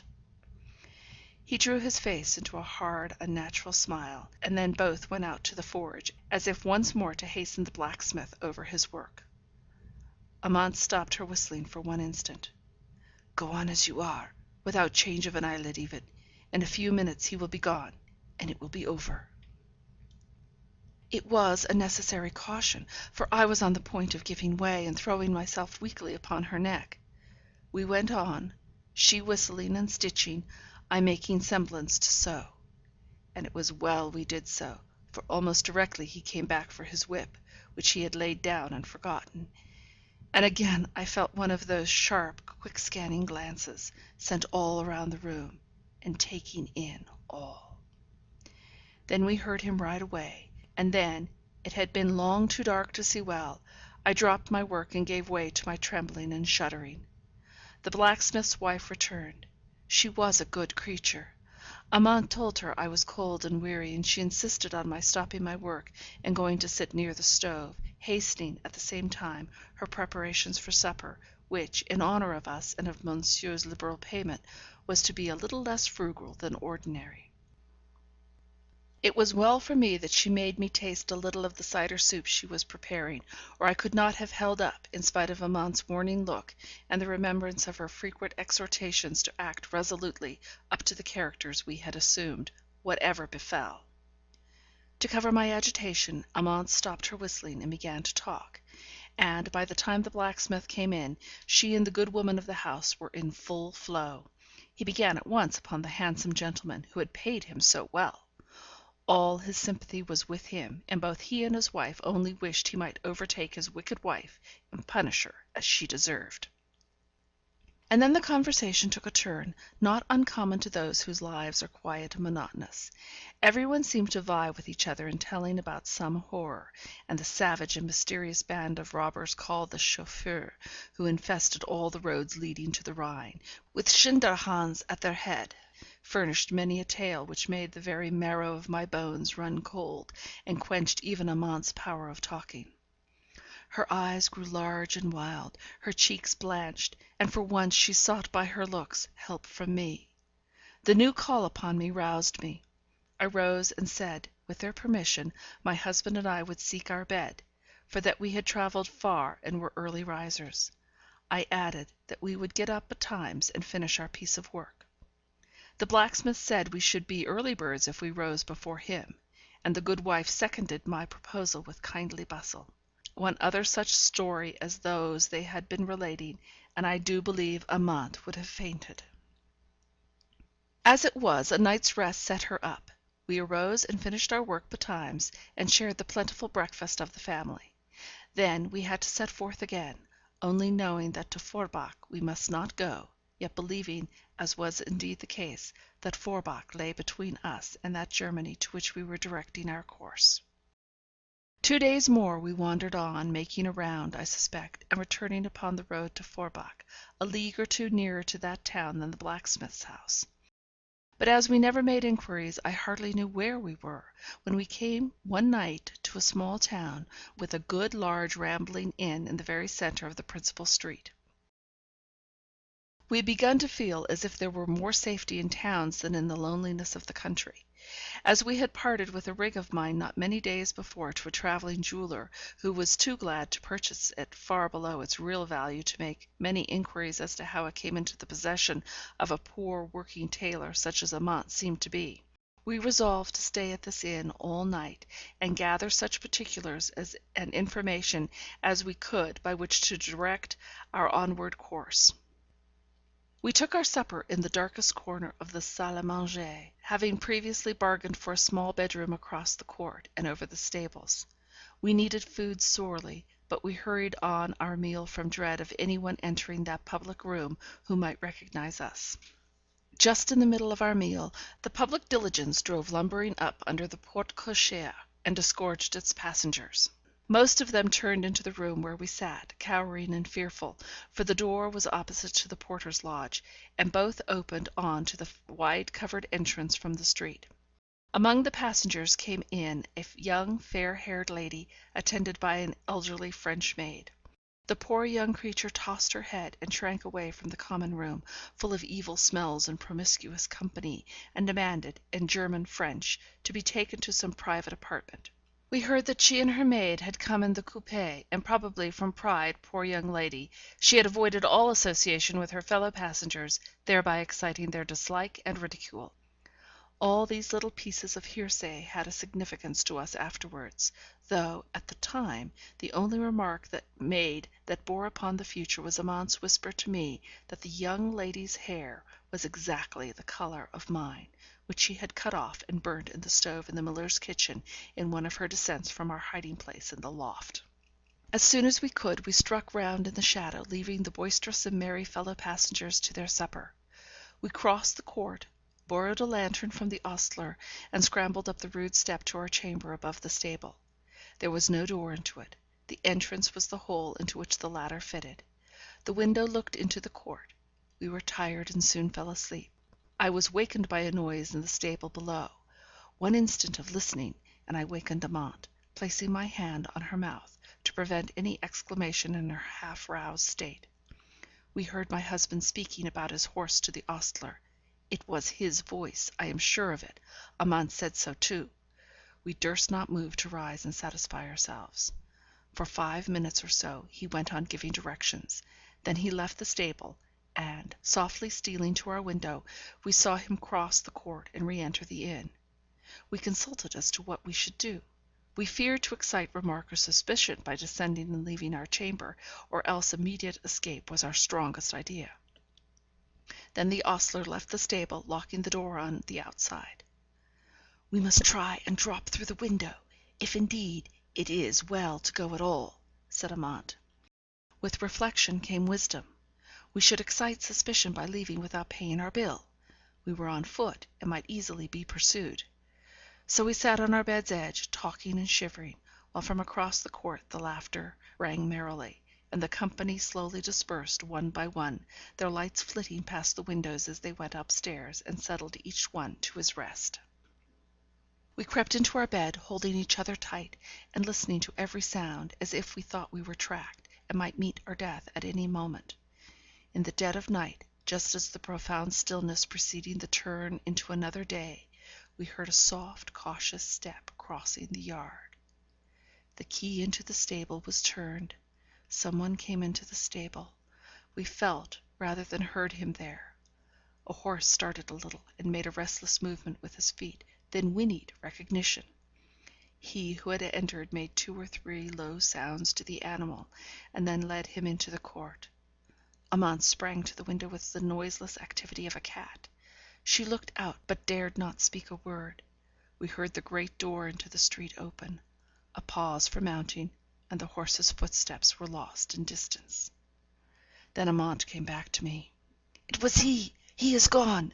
said she, and once more we lay down, trembling and shaking. This time we fell sound asleep. We slept long and late. We were wakened by many hurrying feet and many confused voices. All the world seemed awake and astir. We rose and dressed ourselves, and coming down we looked around among the crowd collected in the courtyard, in order to assure ourselves he was not there before we left the shelter of the stable. The instant we were seen, 2 or 3 people rushed to us. "Have you heard? Do you know? That poor young lady! Oh, come and see!" And so we were hurried, almost in spite of ourselves, across the court, and up the great open stairs of the main building of the inn, into a bedchamber, where lay the beautiful young German lady, so full of graceful pride the night before, now white and still in death. By her stood the French maid, crying and gesticulating. "Oh, madame, if you had but suffered me to stay with you! Oh, the Baron, what will he say?" And so she went on. Her state had but just been discovered. It had been supposed that she was fatigued and was sleeping late, until a few minutes before. The surgeon of the town had been sent for, and the landlord of the inn was trying vainly to enforce order until he came, and from time to time drinking little cups of brandy, and offering them to the guests, who were all assembled there, pretty much as the servants were doing in the courtyard. At last the surgeon came. All fell back and hung on the words that were to fall from his lips. "See," said the landlord, "this lady came last night by the diligence with her maid. Doubtless a great lady, for she must have a private sitting room. She was Madame the Baroness de Roeder, said the French maid, and was difficult to please in the matter of supper and a sleeping room. She went to bed well, though fatigued. Her maid left her. I begged to be allowed to sleep in her room, as we were in a strange inn, of the character of which we knew nothing, but she would not let me, my mistress was such a great lady. And slept with my servants, continued the landlord.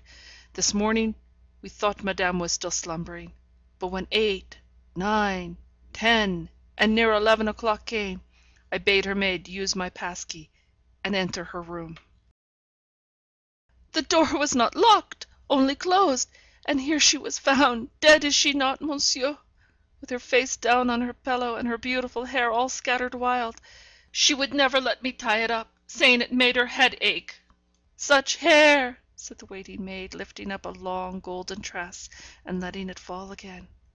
I remembered Amante's words the night before, and crept close up to her.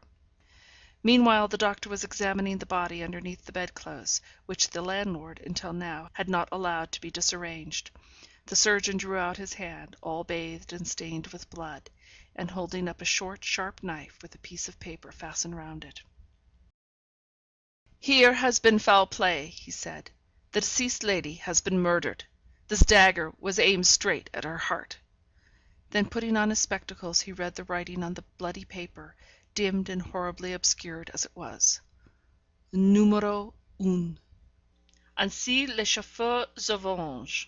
Let us go, said I to Amante. Oh, let us leave this horrible place. Wait a little, said she. Only a few minutes more. It will be better. Immediately the voices of all proclaimed their suspicions of the cavalier who had arrived last the night before. He had, they said, made so many inquiries about the young lady, whose supercilious conduct all in the salle à manger had been discussing on his entrance. They were talking about her as we left the room. He must have come in directly afterwards, and not until he had learned all about her had he spoken of the business which necessitated his departure at dawn of day, and made his arrangements with both landlord and ostler for the possession of the keys of the stable and porte-cochere. In short, there was no doubt as to the murderer, even before the arrival of the legal functionary who had been sent for by the surgeon. But the word on the paper chilled every one with terror. Les chauffeurs? Who were they? No one knew. Some of the gang might even then be in the room overhearing, and noting down fresh objects for vengeance.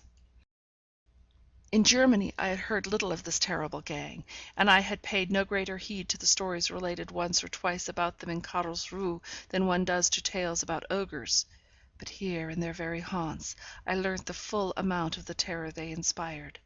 No one would be legally responsible for any evidence criminating the murderer. The public prosecutor shrank from the duties of his office. What do I say? Neither Amante nor I, knowing far more of the actual guilt of the man who had killed that poor sleeping young lady, durst breathe a word. We appeared to be wholly ignorant of everything, we who might have told so much. But how could we? We were broken down with terrific anxiety and fatigue, with the knowledge that we, above all, were doomed victims, and that the blood, heavily dripping from the bedclothes on to the floor, was dripping thus out of the poor dead body, because, when living, she had been mistaken for me. At length Amante went up to the landlord and asked permission to leave his inn, doing all openly and humbly, so as to excite neither ill will nor suspicion. Indeed, suspicion was otherwise directed, and he willingly gave us leave to depart. A few days afterwards we were across the Rhine, in Germany, making our way towards Frankfurt, but still keeping our disguises, and Amante still working at her trade. On the way we met a young man, a wandering journeyman from Heidelberg. I knew him, although I did not choose that he should know me. I asked him as carelessly as I could how the old miller was now. He told me he was dead. This realization of the worst apprehensions caused by his long silence shocked me inexpressibly. It seemed as though every prop gave way from under me. I had been talking to Amante only that very day of the safety and comfort of the home that awaited her in my father's house, of the gratitude which the old man would feel towards her, and how there, in that peaceful dwelling, far away from the terrible land of France, she should find ease and security for all the rest of her life. All this I thought I had to promise, and even yet more had I looked for myself. I looked to the unburdening of my heart and conscience by telling all I knew to my best and wisest friend. I looked to his love as a sure guidance as well as a comforting stay, and behold, he was gone away from me for ever. I left the room hastily on hearing of the sad news from the Heidelberger. Presently Amante followed. "Poor madame!" said she, consoling me to the best of her ability. And then she told me by degrees what more she had learned respecting my home, about which she knew almost as much as I did, from my frequent talks on the subject both at Les Roches and on the dreary doleful road we had come along. She had continued the conversation after I left, by asking about my brother and his wife. Of course, they lived on at the mill, but the man said, with what truth I know not, but I believed it firmly at the time, that Babette had completely got the upper hand of my brother, who only saw through her eyes and heard with her ears; that there had been much Heidelberg gossip of late days about her sudden intimacy with a grand French gentleman who had appeared at the mill, a relation by marriage, married, in fact, to the miller's sister, who, by all accounts, had behaved abominably and ungratefully. But that was no reason for Babette's extreme and sudden intimacy with him, going about everywhere with the French gentleman, and since he left, as the Heidelberger said he knew for a fact, corresponding with him constantly. Yet her husband saw no harm in it all, seemingly, though, to be sure, he was so out of spirits, what with his father's death and the news of his sister's infamy, that he hardly knew how to hold up his head. "Now," said Amante, "all this proves that Monsieur de la Tourelle has suspected that you would go back to the nest in which you were reared, and that he has been there, and found that you have not yet returned, but probably he still imagines that you will do so, and has accordingly engaged your sister in law as a kind of informant. Madame has said that her sister in law bore her no extreme good will, and the defamatory story he has got the start of us in spreading will not tend to increase the favour in which your sister in law holds you. No doubt the assassin was retracing his steps when we met him near Forbach, and having heard of the poor German lady, with her French maid and her pretty blonde complexion, he followed her. If madame will still be guided by me, and my child, I beg of you still to trust me," said Amante, breaking out of her respectful formality into the way of talking more natural to those who had shared and escaped from common dangers; more natural, too, where the speaker was conscious of a power of protection which the other did not possess. "We will go on to Frankfort, and lose ourselves, for a time at least, in the numbers of people who throng a great town. And you have told me that Frankfort is a great town. We will still be husband and wife. We will take a small lodging, and you shall housekeep and live indoors. I, as the rougher and the more alert, will continue my father's trade, and seek work at the tailors' shops." I could think of no better plan, so we followed this out. In a back street at Frankfort we found 2 furnished rooms to let on a 6th story. The one we entered had no light from day; a dingy lamp swung perpetually from the ceiling, and from that, or from the open door leading into the bedroom beyond, came our only light. The bedroom was more cheerful, but very small.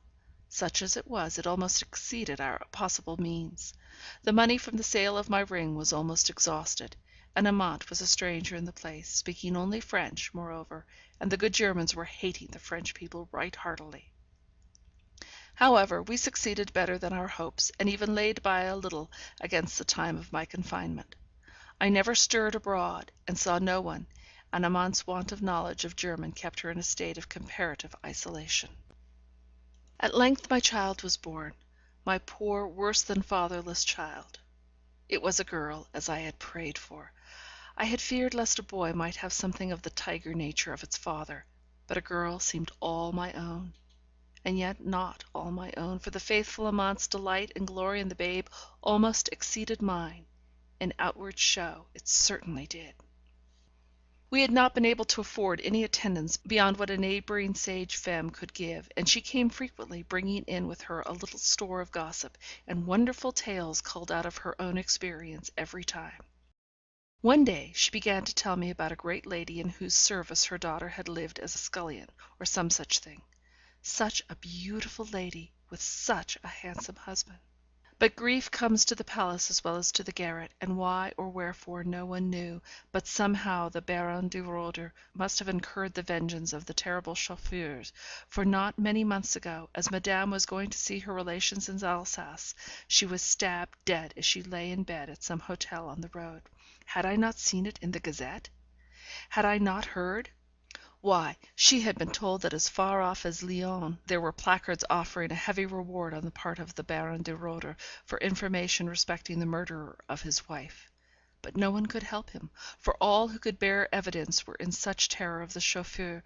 There were hundreds of them, she had been told, rich and poor, great gentlemen and peasants, all leagued together by most frightful oaths to hunt to the death any one who bore witness against them.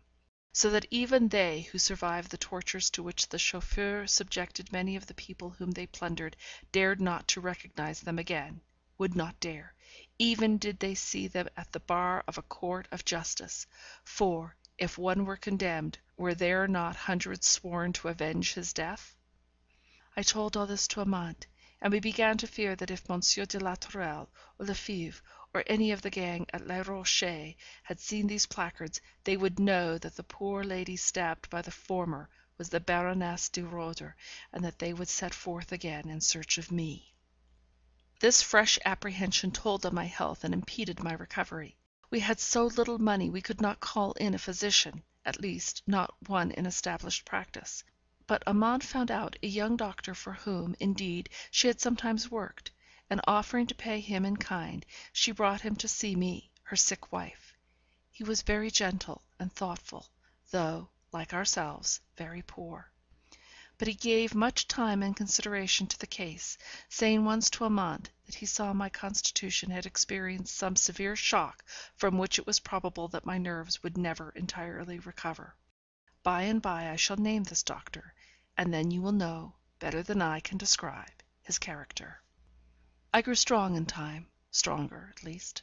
I was able to work a little at home, and to sun myself and my baby at the garret window in the roof. It was all the air I dared to take.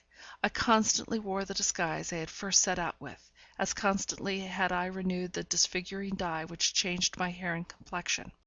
But the perpetual state of terror in which I had been during the whole month succeeding my escape from Les Rochers made me loath the idea of ever again walking in the open daylight, exposed to the sight and recognition of every passer by. In vain Amante reasoned, in vain the doctor urged. Docile in every other thing, in this I was obstinate. I would not stir out. One day Amante returned from her work full of news, some of it good, some such as to cause us apprehension. The good news was this: the master for whom she worked as journeyman was going to send her with some others to a great house at the other side of Frankfort, where there were to be private theatricals, and where many new dresses and much alteration of old ones would be required. The tailors employed were all to stay at this house until the day of representation was over, as it was at some distance from the town, and no one could tell when their work would be ended, but the pay was to be proportionally good. The other thing she had to say was this: she had that day met the travelling jeweller to whom she and I had sold my ring. It was a rather peculiar one, given to me by my husband. We had felt at the time that it might be the means of tracing us, but we were penniless and starving, and what else could we do? She had seen that this Frenchman had recognised her at the same instant that she did him, and she thought at the same time that there was a gleam of more than common intelligence in his face as he did so. This idea had been confirmed by his following her for some way on the other side of the street, but she had evaded him with her better knowledge of the town, and the increasing darkness of the night. Still, it was well that she was going to such a distance from our dwelling on the next day, and she had brought me in a stock of provisions, begging me to keep within doors, with a strange kind of fearful oblivion of the fact that I had never set foot beyond the threshold of the house since I had first entered it, scarce ever ventured down the stairs. But although my poor, my dear, very faithful Amante was like one possessed that last night, she spoke continually of the dead, which is a bad sign for the living. She kissed you. Yes, it was you, my daughter, my darling, whom I bore beneath my bosom away from the fearful castle of your father. I call him so for the first time. I must call him so once again before I have done. Amante kissed you, sweet baby, blessed little comforter, as if she could never leave off. And then she went away, alive. 2 days, 3 days passed away. That third evening I was sitting within my bolted doors, you asleep on your pillow by my side, when a step came up the stair, and I knew it must be for me, for ours were the topmost rooms. Some one knocked. I held my very breath. But some one spoke, and I knew it was good Dr. Voss. Then I crept to the door and answered. "Are you alone?" asked I. "Yes," said he, in a still lower voice. "Let me in." I let him in, and he was as alert as I in bolting and barring the door. Then he came and whispered to me his doleful tale. He had come from the hospital in the opposite quarter of the town, the hospital which he visited. He should have been with me sooner, but he had feared lest he should be watched. He had come from Amante's deathbed. Her fears of the jeweller were too well founded. She had left the house where she was employed that morning to transact some errand connected with her work in the town.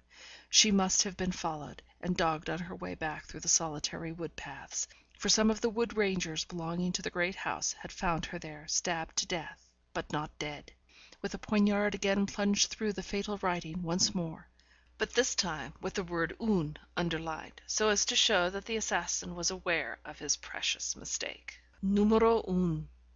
Ainsi les chauffeurs se vengeant. They had carried her to the house, and given her restoratives till she had recovered the feeble use of her speech. But oh, faithful, dear friend and sister, even then she remembered me, and refused to tell, what no one else among her fellow workmen knew, where she lived or with whom. Life was ebbing away fast, and they had no resource but to carry her to the nearest hospital, where, of course, the fact of her sex was made known. Fortunately, both for her and for me, the doctor in attendance was the very Dr. Voss whom we already knew. To him, while awaiting her confessor, she told enough to enable him to understand the position in which I was left. Before the priest had heard half her tale, Amante was dead. Dr. Voss told me he had made all sorts of détours, and waited thus, late at night, for fear of being watched and followed. But I do not think he was. At any rate, as I afterwards learnt from him, the Baron Roeder, on hearing of the similitude of this murder with that of his wife in every particular, made such a search after the assassins, that, although they were not discovered, they were compelled to take flight for the time.